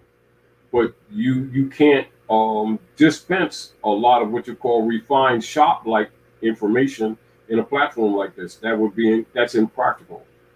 In other words, instead of our people establishing all these marching and praying organizations and funding them, you need to reestablish your own schools. Just like Grand Sheik Taj Bay, she established a school. It's been running for years for teaching the children online. That would be more refined, etc. And so it's Moors out there who've been doing the work. And they've been attacked by newcomers who have really done nothing, who are just in it for their pockets. And usually the trolls usually come from those sources. That's the truth. They need to stop trolling and start getting to work. But like you said, many of them work. They're agents, so they can't do nothing. That is their work. Yeah. So, that's the work. They really see. It's like this. It's sort of like this. We try to share information that people stay away from, that comes in the area of real wake-up calls to get people courage enough to let things go, because people have a tendency they don't like what Rome does to them, but they're unwilling to let Rome go. And they try to serve two camps or two masters. And that has been the problem with most of our people. Like our people will say, what do we do to promote unity? It's very simple. Let Rome go. But that people aren't willing to do that. So it's on their own terms. But don't you think we're being forced, though? Yeah, that's where the pain we're comes being in. Forced because of all of the... Now, I don't want to get anyone in trouble, but a couple of days ago, because you heard the conversation, or a day or so ago, with someone who is off the continent in Southeast Asia. Yes, we know. In Southeast Asia. And I will be coming to you all listeners for some support. I got to figure out how to do it so that it won't raise a lot of what. But this particular individual is I advertise them here. They have a school there in Southeast Asia. And when I tell you that we think we have it bad here, no, you don't. This brother has not eaten since August 22nd, I want to say, because they're shut down over there totally. If you don't have the jab, you cannot come out of your he's been subsisting on a water diet, and now the water is out because they thought it was going to be 2 weeks. He hasn't eaten. He's not, drinking water. They can't come out the door. When they open up the door, the policy enforcers are on guard. You can't come out of your house, your domicile. So we think, I don't know if that's a foreshadowing. That's part of the pain. And the other part of the pain is like, remember when we were teaching for the last couple of years, and we were telling the people that the nations of the earth would stop buying U.S. Treasury bonds, and you're going to have a feedback loop. Mm-hmm. And then they're going to start machines going to start eating up the credit cards. Mm-hmm. The warning was for the people to prepare for what they're experiencing now. And you see them introducing it little by little, is because the systems are collapsing. Then the people now, and then look at this. It is a known fact that the United States Corporation Company and contractors have been funding their private corporations with what they call national debt, and they called foreign aid, which were all platforms were actually stealing from the people under the guise of being legitimate government, feeding it back to themselves through foreign corporations, etc. Problem. The treasury bonds, the UST bonds that they've been selling around the world on the stock market since 1862. The world has finally gotten to the point that it's not in their interest anymore to continue to play the stock market game with the U.S. corporation, because it's killing their economies, etc. And so that's where the feedback loop is coming from. And this is where it became by necessity and pain for the United States Corporation Company to go bankrupt again in 2019. And as you know, it was forestalled with the motu proprio issued by the Pope of Rome, who owns the corporation, in 2013, which we shared then. At that time, we forewarned the people then. So the things that we were showing them then are manifesting now. Those who listen start doing things differently. As an example, start expanding what they stop buying, or less buying wasteful things, start buying silver, as an example. Gold, but particularly silver, knowing that ultimately that's going to be your major trade backup, etc., and that is the money, etc. And those who didn't listen, or who would, be more preoccupied to criticize, that's redundant. It was redundant because the people weren't listening. And now that the doo-doo has hit the fan, people are looking for what you call unity and stuff, when the platform for the unity was established in 1913. The fact that the people hadn't listened to the prophet, that's people's choice. Some did, some don't. Some chose to be passive, some chose to be active. So the active ones appear to be in adverse with the passive ones. So the active ones are enforcing constitutions. The passive ones say the prophet didn't teach civics. So to the public's view, they look like a split. It's not a split. It's people who are really for the liberation and people who are not. Yet they all say they love the prophet. They all say they want our people liberated. When the fact of the matter, let's accept the fact. Everybody don't want our people free, including people that look like you and me. Let's be real. And a lot of people, pretend to love our people when they only came on board because they lost their jobs, because the hybrid Europeans businesses are collapsing. And so they came on board and looking for an opportunity to suck on the people, playing fake lawyer, because they work for the Bar Association, which is the enemy and created most of your problems in the first place. And are trying to get thousands of notes from our brothers and sisters for things that should have been taught to them decades ago, that are basic to nationals. Basic, such as trusts, such as comprehending what government is and what government is not, such as comprehending fundamentals of common law, comprehending the sentient living man and woman distinguished from person, corporation, distinguishing the fact that the United States Corporation Company is a private foreign company that's bankrupt and is not a country. And so when you start getting to the information exposing this stuff, because most of them are leeches in the platforms of the institutions that have been raping our people, logically, they don't want people like me or me talking like this, or redundantly putting this information out, because it's telling you where your root of your problem is. If you fix the root of the problem, the rest of the stuff will fall in place.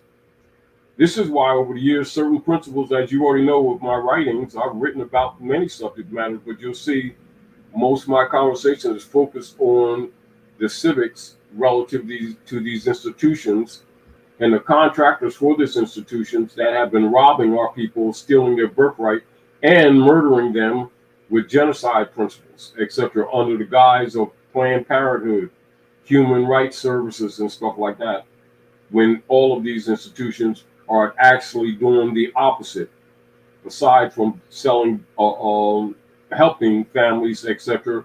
They've been in fact selling baby parts and killing your babies and using them for food and there were other purposes too. And they've always been doing it. And for you, many of you people out there pretending that you didn't know that this was going on, keep on pretending. However, for the few who listen, become active and not passive. And also stop giving your thousands of notes and energy to Johnny-come-lately opportunists who are in this movement for one purpose, and that's because they have nothing else to offer, and they want to continue to keep our people in a dependency position, pretending to be helping them. There's a question out there. Okay, how do we establish jurisdiction? How does one establish jurisdiction? Jurisdiction is a natural fact. Now, for those of you who are out there, understand and comprehend that there's levels of jurisdiction. In personam jurisdiction is relative to this being, the physical. Subject matter jurisdiction is relative to whatever subject is concerning, whether it's about persons or property, so that'd be corporate entities, inheritances, estates, private property, private rights, private liberties, unalienable rights, etc., or even where you have privilege dispensations, etc., subject matter, law, status, international law, etc., status, that would be subject matter jurisdiction. And you have what is known as territorial jurisdiction, and that would you would deal with whether you're recognizing the quo warranto operations of any government alleged official, whether he or she is legitimate, and that would deal with national principles or the aggregate land, etc., whether a being who claims authority actually have that authority that they claim. So that would be in the nature of quo warranto. So that'd be territorial. So you're dealing with aggregate land, aggregate provable jurisdictional boundaries or territorial jurisdictions, etc., like that. Like my fence. Making it clear. Exactly. Yeah. Exactly. So that would be territorial jurisdiction. So how would, and in my case, so I'm establishing that fence is on my property because I have paper. That would be determined by what? A survey. So I have a survey that shows so that. Now you have what you call your latitude, longitude. Now you have your cosmological, right, degrees of measurement. You see. So if someone wants to establish jurisdiction, now the trespass is when the line is crossed. So now when you in any of the three instances. Mm-hmm. So when it's the person, when it's the being, yeah. when it's the being, when it's this flesh, yeah. How does one in personam establish? That's called improper person. Okay, improper persona. So when you hear the term improper person, what it means being in one proper person in personam jurisdiction, that would mean if someone called you an elephant, you would not allow that to stand without a rebuttal or without what is known a declaration of error or writ of error. You say, I am not elephant.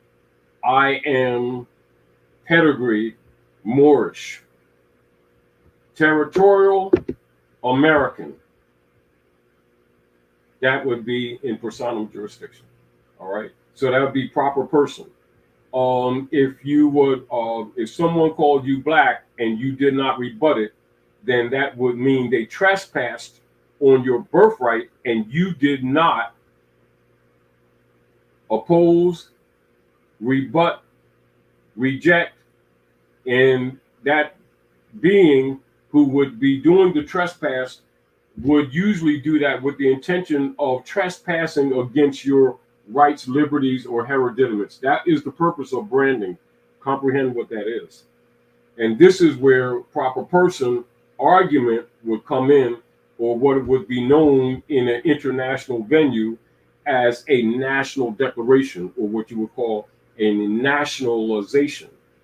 If you have a situation where there is a political privilege afforded or offered to an alien of a particular jurisdiction, that process would be called naturalization. And there you would see often where you see them issue green cards to people of other political nation states or political jurisdictions for temporary activities or physical stay in another political jurisdiction.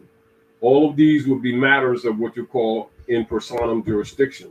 The subject matter would be the issues presented.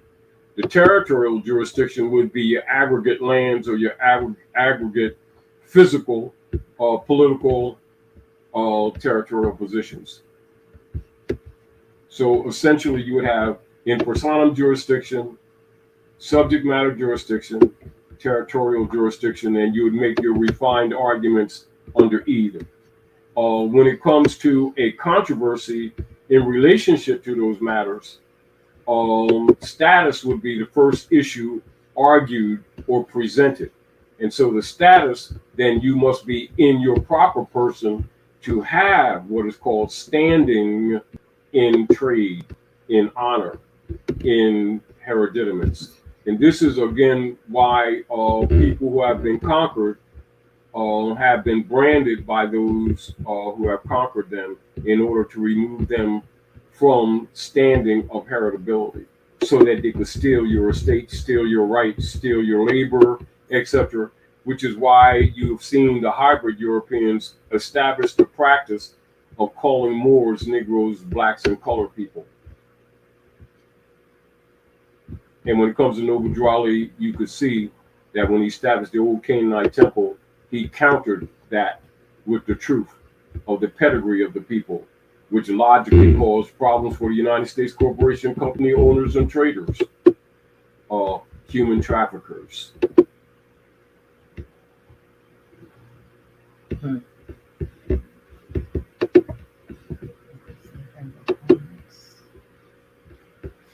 So again, and you can see that many of the problems that we have politically and economically today with the people, many of them are not aware that a lot of our economic, social, and structural root problems are rooted in those areas. Not being aware of that, logically, people who didn't know these things would think that they were your personal opinions rather than recognizing or knowing that these are principal statuses around the planet, on the planet Midgard. So of course the firmament, you'll recognize that these principles of nationalization and naturalization take place every day. Our people have not been made aware of these things. However, they've been held falsely to a naturalization status that actually stole their birthright when actually such processes never lawfully took place, but yet that status is assumed under the black codes. And our people, many of them not knowing that that must be rebutted, have been held as state property under the principle that they have abandoned their birthright. And therefore, the hybrid Europeans operating as, quote unquote, the de facto government in the Western Hemisphere had jurisdiction over their persons under the United Nations and the International Monetary Fund and the Bank of International Settlements, which is what's really been happening to us. And so logically, a lot of people who have been working for the Bar Association members see a great opportunity to steal from our people before they really wake up to what's really been going on. So many of your trolls come from people who are associated in that gray area who have been seizing upon our people. They really are displeased with me. Good question. ZZJ Children says, Islam, once the hybrids have finished fighting over our stuff, what happens next with us, i.e. honorable nationalized Moors? Do we then take a seat at the table and reestablish our authority, etc., etc.? In honor, this is when you look at Noble Drawley's motives, he set forth for us an example or pattern with the Moorish divine and national movement. So you have a comprehension of recognizing why it's necessary for us to be back in harmony with the ethical and moral principles of our ancient mothers and fathers. This is why you claim your name, nationality, and religion. Now, of course, when you go back to the state of mind of your ancient mothers and fathers, you discover that our concepts of what religion are or have been actually wrong. So the further you go back, you find out the true origins, and you'll find out that our concepts have been wrong and they have been corrupted. But it's up to us to do that study and reattach ourselves with the principles of our ancient mothers and fathers. Because when you start taking your places back among the affairs of men, you must be moral and ethical. You can't argue against immorality and unethical activity of the hybrid Europeans under their unum sanctum operations when you yourself have not been practicing honorable principles or maintaining those principles, which is Moorish culture. And so the principal argument is that we must be moral and ethical, and we must stand for justice, love, truth, peace, freedom, and justice, just as we expect others to. And the truth of the matter is that many of us have fallen short of those principles.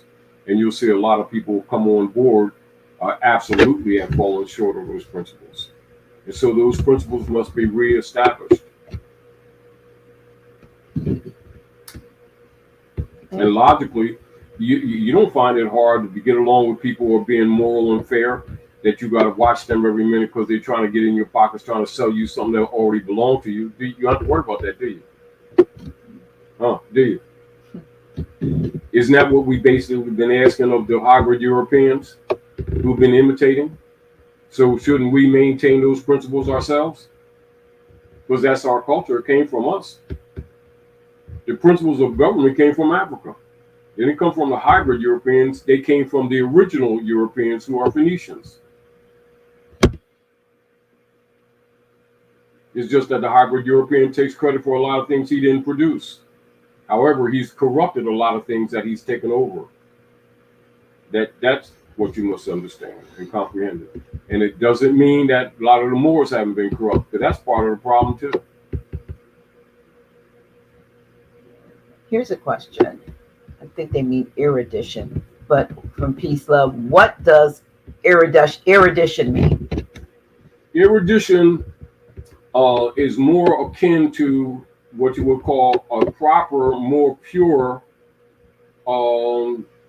education to bring out and to draw out those principles and disciplines that establish for human development and ascension, etc. What you generally recall in education, but more on a higher spiritual and political level of the same thing. The interesting thing when you talk about erudition is that in other countries, by the time the children get to what we would call, say, what middle school, they have what high schoolers or even first year college would have. I mean, by the time they get out, many of them speaking 4 or 5 languages fluently. Right. And so, it's common, even in erudition, even in poor countries.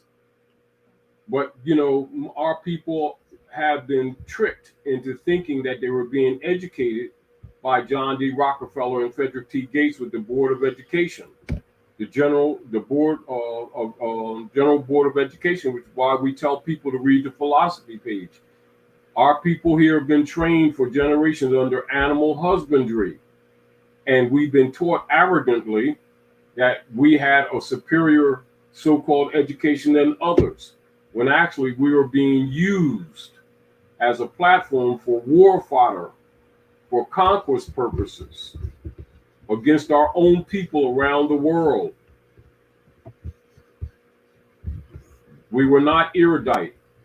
We were educated under animal husbandry. There's a distinction. That's why you hear me use erudition more often than education. Yeah, that is so true.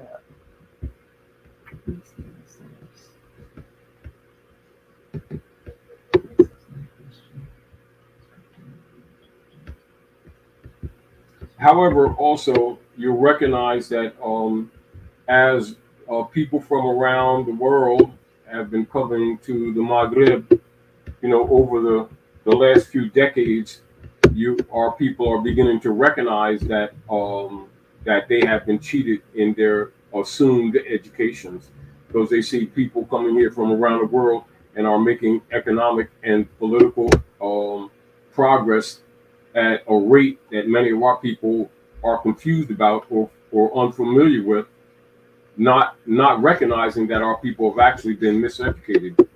So like, how you've been played, and that you haven't dawned on you've been played, and our people haven't I guess people have been convinced that they're not unlike many of our people who have been taught self-righteous religious concepts, think that they're saved and nobody else is, and then discover that they're the ones that really are dumb.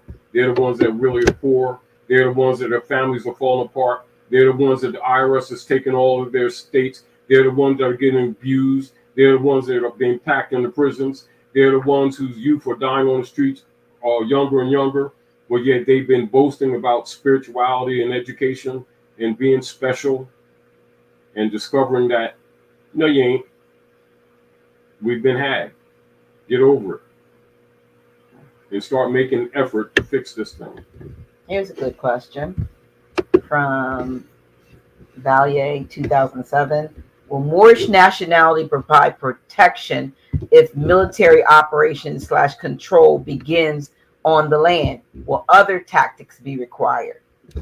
Logically, but for the most part, again, this is again why you over the years you see me redundantly speaking certain things, because you can see, except for a handful here and there, the people have not grasped onto certain principles because they've been told by other persons that these things that I've been saying is my personal opinions, and they're not knowing that these are fundamental rules of order, or thinking that this is just club information that Noble Drew Ali taught, that a few Moors, that it's a religion or an opinion, and have failed. They hear it, they look at it, but fail to examine it, therefore fail to adopt it, thinking that it is something separate from themselves. And this is back to the point where people need to understand the principles that Noble Drew Ali taught are universal principles. They keep thinking it's a club type thing for Moors who go to the Moorish Science Temple only in North America. It's for the nations of the earth. That's why I tell people to read the Divine Warning by the Prophet for the Nations, because it not only gives you the platform that Noble Drew Ali presented for our people, but it gives you the pattern where you can study, and so you can know what to look for. And it also immediately let you know those who've been misrepresenting this information. And logically, because so many people have set, it shows you how many people have actually betrayed the cause.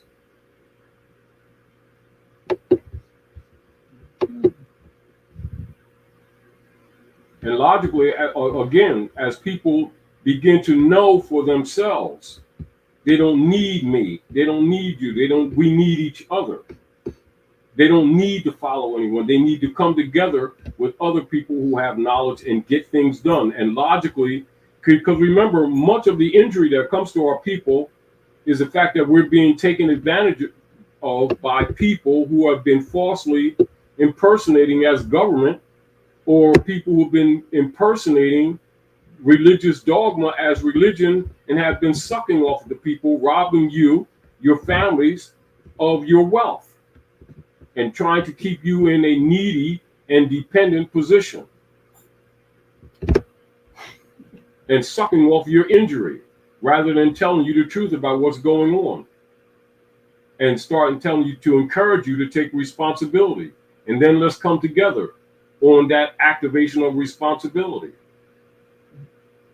But you cannot serve Rome's false concepts and get the benefit of your estate, because their operations is estate theft. That is, you may call it colonization or colonialism. What it is genocide, land and estate theft, and it's cheating. That's what's going on. Not racism and prejudice, which is a cover for cheating of estates. In other words, physical land and life robbery and genocide. That's what's going on. I tell you what. Let me see if there's any more questions.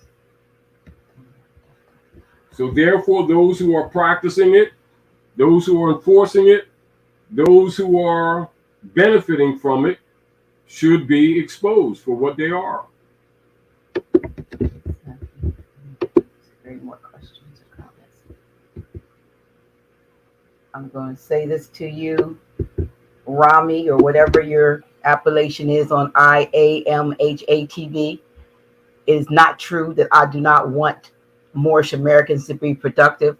I just don't want division and divisiveness on my channel. So, and let me say this before I block you again of this channel. I actually was going to look you up. I looked at your video and thought maybe I want to get him on my show, but you have actually come in here and tried to tear up my channel. So I want everybody to be productive, but I'm not going to play these games with you. Come to my block party. There you go. Not playing. Come on, come back with the same, just change your name or something. Anywho, let me see if there are any more serious questions. All right. Well, we found this out. This is from a Duque. Can the government mandate the V for private companies? I was declined a job because I didn't take the jab. All right, remember, so you're not dealing with government. So when you say the government, and this is back to people assuming that, and this is part of the deception. So you see the work that we have to do. The people keep calling these people their government when in fact they're private corporate operatives and organized criminals.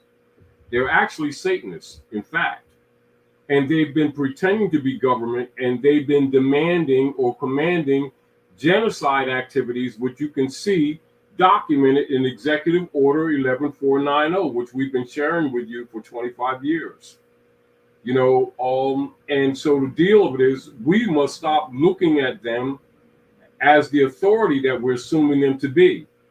And if many of these so-called Black leaders have been telling our people the truth, instead of wasting their time and energy with race arguments and false marches and praying, etc., and taking millions of energy notes from them and reestablishing their proper status, many of these economic problems that we're suffering from right now wouldn't exist, and you wouldn't have to be begging Rome for a job under the condition that you allow them to genocide you. However, in principle of the de facto, though it's still de facto, Supreme Court declared that no, they cannot do that. It makes them suable. However, this is again why we must reestablish our proper venue of diversity of nationality so that we can have proper venue of courts and sue them for these activities, which has not been the case and has not been going on. So therefore, it is important for our people to become competent to do so. All right, here's the question. Ask Georgia Crew wants me to ask you about the book, I guess, Exemplar of Liberty. Are you familiar with that? Exemplar of Liberty. What, they think that you have it or what? I don't know. They said ask you about the book, No. Exemplar of Liberty. I do have a book, though, I want to share. Yeah. Here, since we're talking about books, here. I want to highly, hold that up. Highly share with you. It's called Musical Truth. It's by Mark Devlin. Let them see the side. Let them see how thick it is. Sideways. It's a thick book. Don't let it. It talks about the music industry from a perspective of a DJ who realized how the music industry was being used. It changed, and how what it deals with all of the stuff we're talking about and more. All the platforms. Don't think it's about music. As a matter of fact, there's Musical Truth and Musical Truth 2. I got both books, but you have to start with this one. If you're on Scrib, Scrib.com, it is on Scrib, but you told me to start getting books again. Yes. So this is an amazing book that I highly recommend. So that's a little segue. Let me see if there's any more Someone asked, can you reclaim your status even with open criminal cases? Your status is basic in right. I mean, what I would suggest immediately as we're presenting to answer this question is study carefully the distinction between rights and privileges so that your concepts of what rights and privileges are. Study carefully what birthright is, that which is nature's right, meaning that your bloodline being of Moorish Canaanite, Moabite Canaanite blood is a natural divine fact. Historically, by descendancy, collectively on the earth, Midgard, particularly in the Western Hemisphere, and a particular fact is those who have been falsely designated as Negroes, blacks, and coloreds and Indians in the Western Hemisphere are in fact Moors, i.e. they are actually Phoenicians, etc. That's a fact. So when you're talking about anything relative to your status, you must be in proper person, i.e. to even have standing relative to a state. So when you're talking about a state, you're talking about rights, the duties, the capacities, and the incapacities that any being has in relationship to organized state government, etc., and to society as a whole. And I think once you study that, you will answer your own question, which is what our desire is for you and for everyone who's listening to this broadcast. So on that note, if someone does have an open case and they do declare their nationality in the interim, so and they make an appearance. All right, here we go. We go. This must be comprehended that the political platforms, the judicial political platforms that they have you in is a fraudulent platform. They have no jurisdiction factually, but de facto, they're taking jurisdiction. Are we clear? Much of the work that you see going on with active Moors, with the activation of, the restoration of, the diversity of nationality, the Article 3, Section 2, constitutional enforcement of the judicial powers pre-established yet adopted for the United States, which should be by law enforced and are by law in place but not activated, is what we should all be seeking to activate. That is the venue that should be activated on your behalf. They already know that unlawfully they have no right to neutralize your status. That is in fact what you call human trafficking. This is again why we've been encouraging Moors for years to activate the Constitution. If you're activating the Constitution, you're activating the consular venue, because the fact that they have no jurisdiction is established fact. That's not an opinion. They're doing human trafficking, and we've seen very recently how when that is exercised, they know. Yeah, if you know, then it works. Now, but if you don't know, right? I've seen it. And if you don't know, they'll take advantage of the fact that you don't know. Let's look at this, Dr. Naila. And you learned this recently yourself by seeing stuff that many of these people don't see. Right. However, so you don't have to be convinced of it because you've seen it for yourself. Absolutely. However, the fact that you see it makes it clear that people who've had this information have not been teaching it. Right. And if they've not been teaching it, they're enemies to the cause. Makes sense to me. It's called sellout. Makes sense to me. And they spend more time attacking it, don't they? Mm-hmm. Now you understand their motives. See, this is what I'm saying earlier, and I'm saying again, Dr. Naila. Once you learn some of these things for yourself, you don't have to see you can see why the divisions are there, because you'll see there's what? Unconstitutional people who are pretending to be helping our people when they're in it to fill their pockets. Case in point, when we had the event on the 27th, Some Moors flew in using their nationality cards, which is the right thing to do, and others were denied. Exactly, which means the different jurisdictions, right? The different political jurisdictions. Some are starting to do what Donald Trump is doing, enforcing the Republic law, Constitution, and treaties, and some of them are still enforcing de facto color of law under the Klan, etc., usually under the Democratic Party, right? Of color of law. So that's a conflict with them going on too, isn't it? Fighting over our state, isn't it? Oh, however, it doesn't make him special. No. If you get the point. No, it does not. But you need to understand the politics. Once you understand, and this is the thing, Dr. Naila, once you understand these principles, you can look at the politics with a clearer and unbiased mind. It's not a matter of taking sides, it's a matter of taking principle.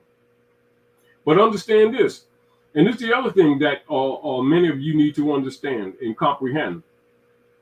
While a lot of, and we've always said to the people, a lot of things we're doing now will not be doing later. And the reason we're telling you this is because you need to be aware of the obligations and duties that pre-exist. However, to tell you ahead of time so you don't get confused, these political platforms that you see are not going to be existing in the future any damn way. However, you need to know who's been taking you for a ride so you can stop cooperating and stop consenting to the admiralty maritime piracy on the land operations of unum sanctum, thinking these people are your government. They are not.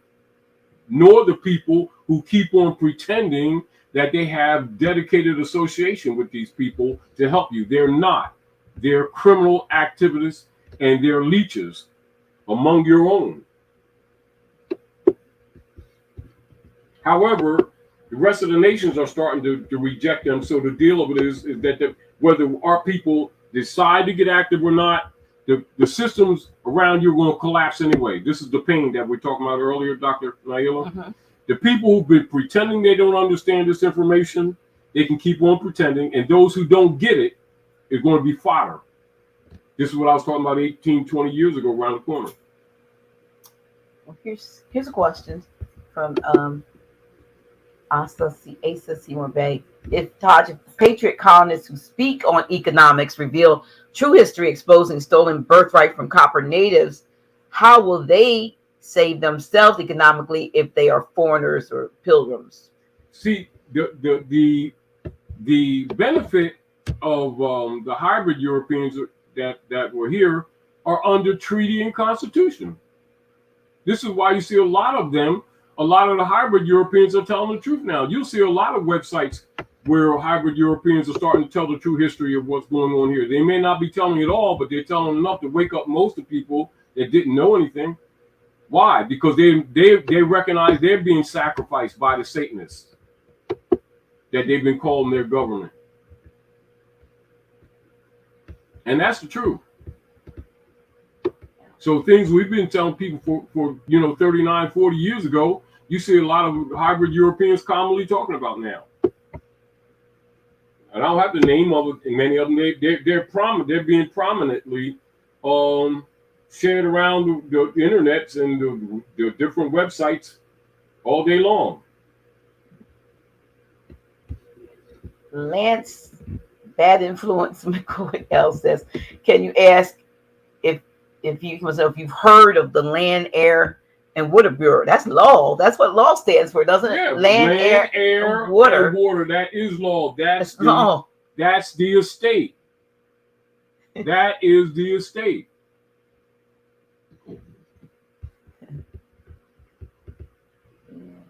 Here's a Yodi Joe comment. This comment says that Mesopotamia equals the Potomac River Basin. And that too, yes. That's true, yeah. Here's Massive God Squad said, I had a fake so-called judge tell me in traffic court, we have no jurisdiction over more. This is dismissed. And because he doesn't, because he's not a judge. He is an administrative clerk under bankruptcy of the defunct United States of America Corporation that went sine die in 1861, which I opened up with. Now, there you go. Some will tell the truth and some won't. Because just like anything else, people who have been operating criminally on the land for decades, and actually for the last century or more, which you will see the Pope Francis spoke about in his letter to Barack H. Obama. It's not like this stuff is secret. It's not hidden. It's just that you see people don't want to get into it because they recognize that many people that they've trusted or they've been following around or paying them hundreds of notes for so-called education, that they just simply sucking off the people's injury rather than bluntly telling them the truth, that the truth alone will bring the people together to just fix this thing. The people stop supporting it, it gets fixed. It's sort of like if you have a broken window and you put the glass in the window, the wind and the rain stops coming in. It's that complicated, but yet that simple at the same time. If the people would have enforced the Constitution and treaties, we wouldn't be in this situation we're in, economically, socially, and politically. It is that complicated, yet that simple. That's why you see me being redundant on those principles. We could talk about a lot of things, metrology. We could talk about tile cross. We could talk about the salt of the earth, all of which we have talked about over the years. But the deal of it is, you don't fix the basis of where you're being injured, all of the rest of the stuff is like out the window. You know, like Jack and Jill going up the hill with a pail that has holes in the bottom. Fix the pail before you go up the hill, because you ain't bringing no water back down. It ain't happening. This is really what's happening to us. And I think because of the complexities and the injuries that are happening to the people come into this movement as opportunists, pretending they're really helping the people and they have the answers, but you don't never see them put their necks out on the people on principle. You see them trying to get into people's pockets and make the people followers, which I reject. It's a question. Tell the people the truth. Give them the opportunity to take responsibility. Encourage them to take responsibility and teach accordingly. But don't try to rate them or make a living off of them while doing it. I'm not saying that a servant ain't worthy of his hire, but you parasites need to quit it.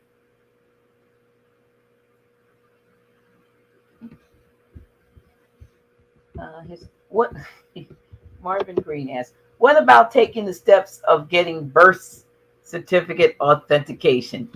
A birth certificate means trade. This is the deal. That's their instrumentality, is not yours. And while the argument is presented in principle, in moral principle, of becoming executor holder of the instrument, they will never give you that instrument with the allonges, and they never do, never did. My issue is, like the rest of the nations of states, rebut them, rebuke them, and all their instrumentalities become moot, which is really what's happening, because the nations of the world is rejecting their bonds that have been based in the birth certificates and the marriage certificates, etc. And so no matter how many times they produce those bodily instruments, they can no longer sell them. This is why you see that their banking system is collapsing. That has much to do with it.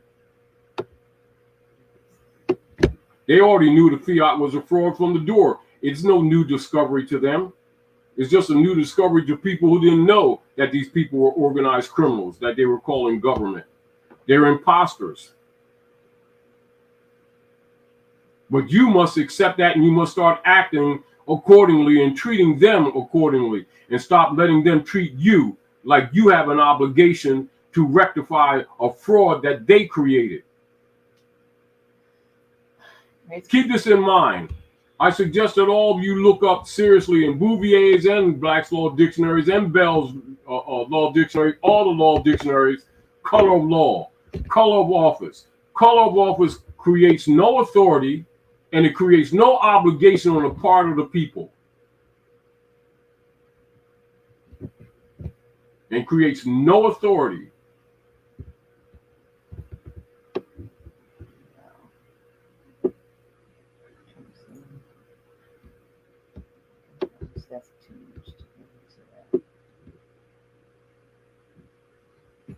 See, when the people get tired of the pain that these hybrids are putting on them, they'll start rejecting them. At that point, that's when they lose their power. The people keep putting their faith and requesting these people as if they're your government. They never were. They are not. They're organized criminals and human traffickers. And the instrumentalities that they create are created in straw, in fraud, and they will remain in fraud forever. Except that we keep on sanctioning their frauds, thinking that we're going to get a benefit. Question. They say DC incorporated, not USA. I read the act of Congress that passed the articles, and there seems to be contradictory language. Can you address this? Yes, because DC is the United States of America Corporation. So is the IMF, the United States Corporation. So is the Federal Reserve, the United States Corporation. So is the Jesuit Order, the United States Corporation. So is the Bishopric of Rome. They are all one in the name, multi-corporate construct, etc. And all the three-letter agencies are all U.S. corporation.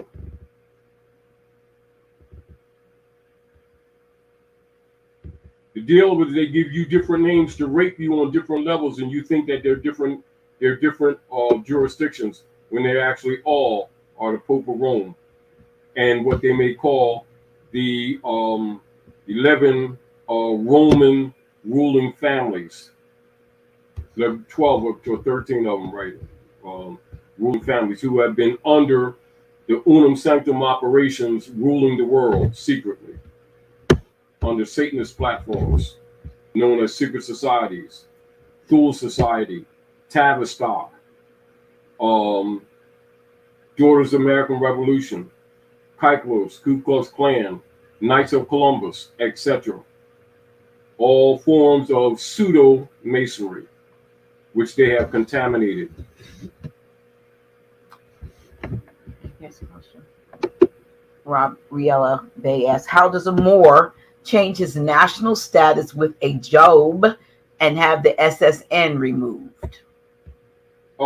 Basically, you can do what is known is a notive of name correction, or what you call appellation correction. And keep in mind, this is back to notes that we made years ago in the book Nomen Substantivum, because people have also been tricked by colored people among our own, thinking that you have to go to the de facto court venues to correct your name, etc., which actually puts it back into their false jurisdiction. This is why people must know first, when you're looking at any of this information, is that the people who have you been just traditionally looking up or looking at as government are not government. And if you don't absorb that fact, you're going to continue to process incorrectly. This is again why you must activate and organize socially and politically among yourselves. And your proper venue for communicating with them is a consulate venue. That's a fact. And it's not something that we thought of. That's the established rule of law. Here's the question. I got to this last one. Can a private member association protect your estate? No, yes and no in a sense. Because you want to be private, but they have assumed you to be public property because they've already made you as stock through marriage certificates, birth certificates, or car registrations,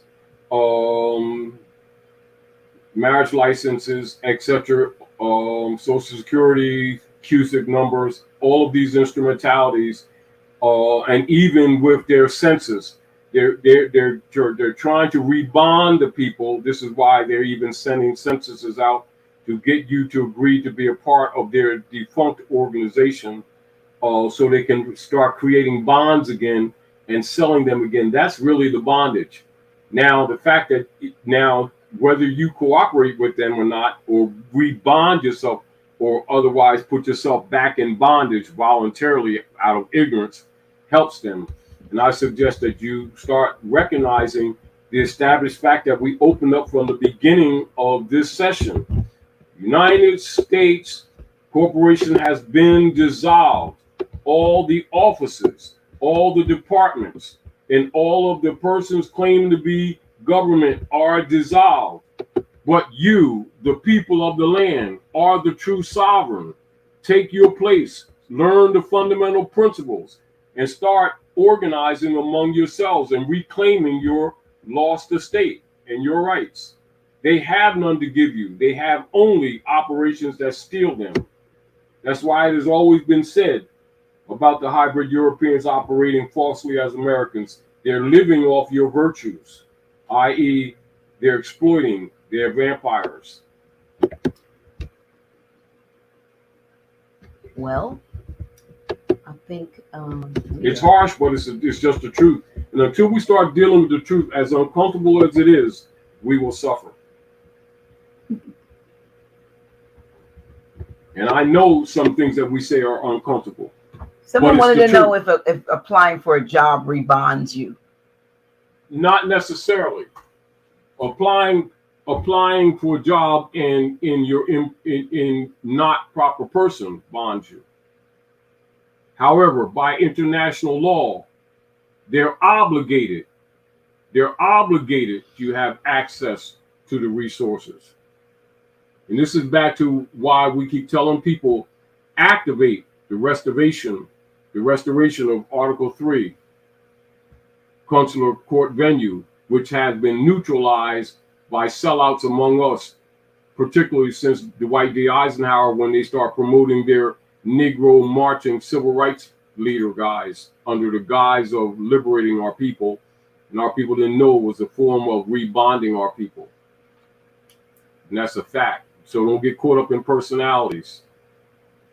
Well, I want to thank you, Grand Sheik, for all of this, again, great information. And that there's some question here from me to update the October 29th, which we've just discussed that we're going to change that date to the 30th, which is a Saturday instead of Friday, which will give us an earlier start time. So we were going to do a 2-day event, Friday and Saturday, but we're going to move it to just the 30th and open the doors around 11 and start at noon. So that people have travel time. Travel time. So it's mainly with the consideration of making sure that people, after the affairs are over, that you have good travel time. And then it won't be as late. So last time we were about 3 o'clock in the morning. 2 o'clock in the morning. No, it's closer to 3 o'clock in the morning. So that'll be coming out soon, but this circle the 30th, which is a Saturday,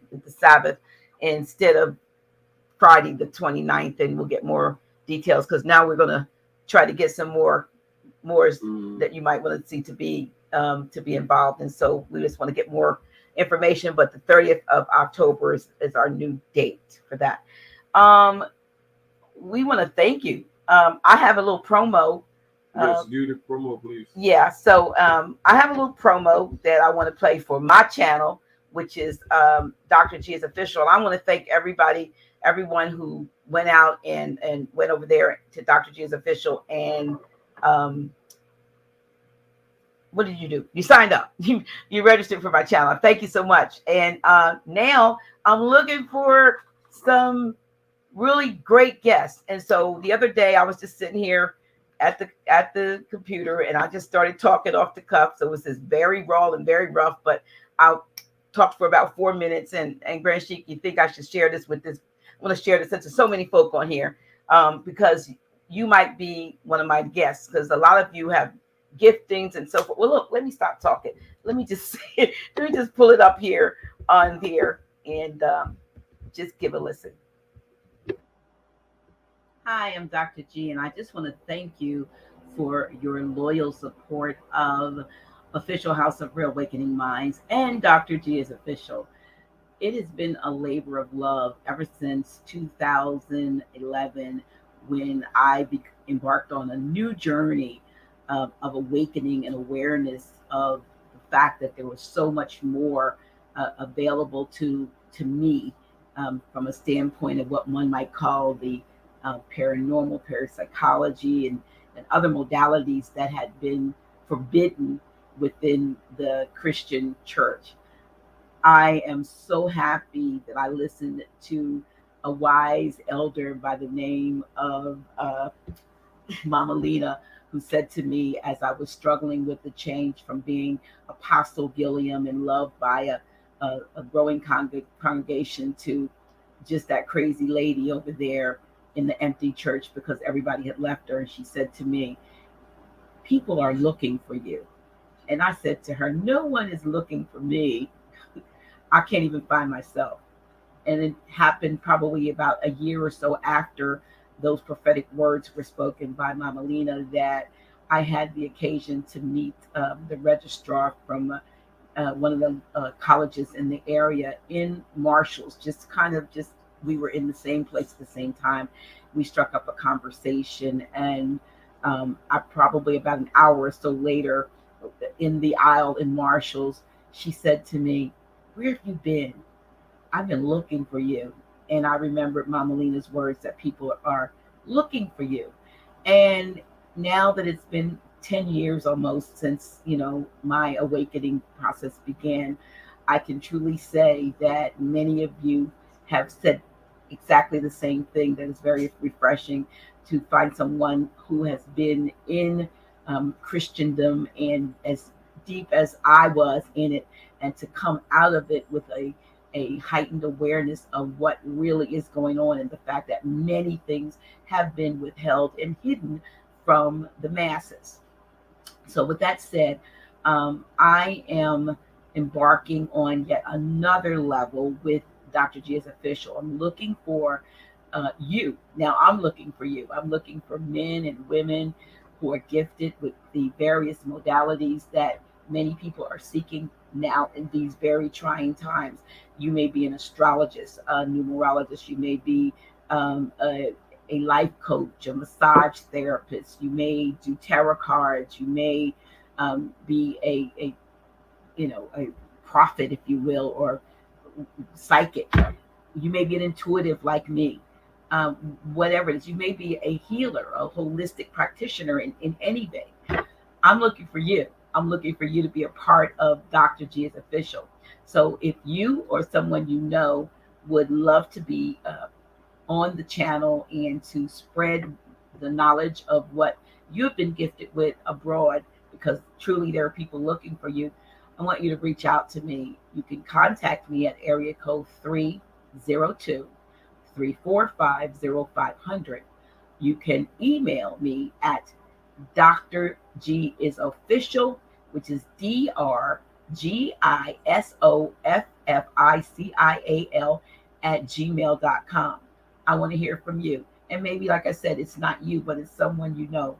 Please let them know that we're looking for them to come and share their knowledge, share their gifts with the world. And I want to thank you for taking the opportunity to listen to me and for subscribing to both my channels, Official House of Reawakening Minds and Dr. G is official. Look forward to bringing you a lot of great content. Namaste. Thank you all for visiting us and sharing the night with us, etc. And I want you to recognize, I want you to know that you're appreciated, and your continued support of the House of Reawakening Minds is greatly appreciated. And you can volunteer to assist us with your technical skills and your technical abilities by calling Dr. G during normal business hours at 302-345-0500. And you can also support via Cash Me, $Reawakening, or PayPal.me, Naila Gilliam, or checks and money orders payable to a House of Reawakening Minds and sent to 602 Vanderbilt Avenue, Wilmington, Delaware Republic, 19802. And much of what you're going through lately is a lesson for all of us. And understand that the political platforms that you have been improperly informed about, for the most part, are collapsing. And in the future, many of them will not be operative, but it's important for you to be aware of the duties and obligations that exist in treaty enforcement, etc., constitutional principle already. And you're being informed about some of them, but understand the best of your mind, the best of your divine minds are now being called upon to help in this great missionary work of helping to uplift fallen humanity. But the platforms that did exist must come down. Now, the New World operation will not be the New World Order of Satanists. It will be a New World Order of human divine ascension, absent of all the corruption, the BSers, and the parasites among us on both sides. Have a grand evening. Thank you so much.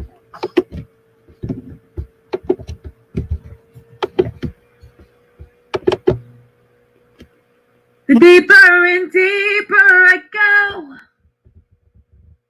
I find what it is I should know. 'Cause it's just a matter of time that you'll reawaken your mind. Oh, come with me, come to know and find out what is true. Then you'll know what's in store just for you. No more living a lie. I can look to the sky and say, I'm reawakening minds. Come to know and find out what is truth, yes. Then you'll know what's in store just for you. No more living a lie. I can look to the sky and say, I'm reawakening.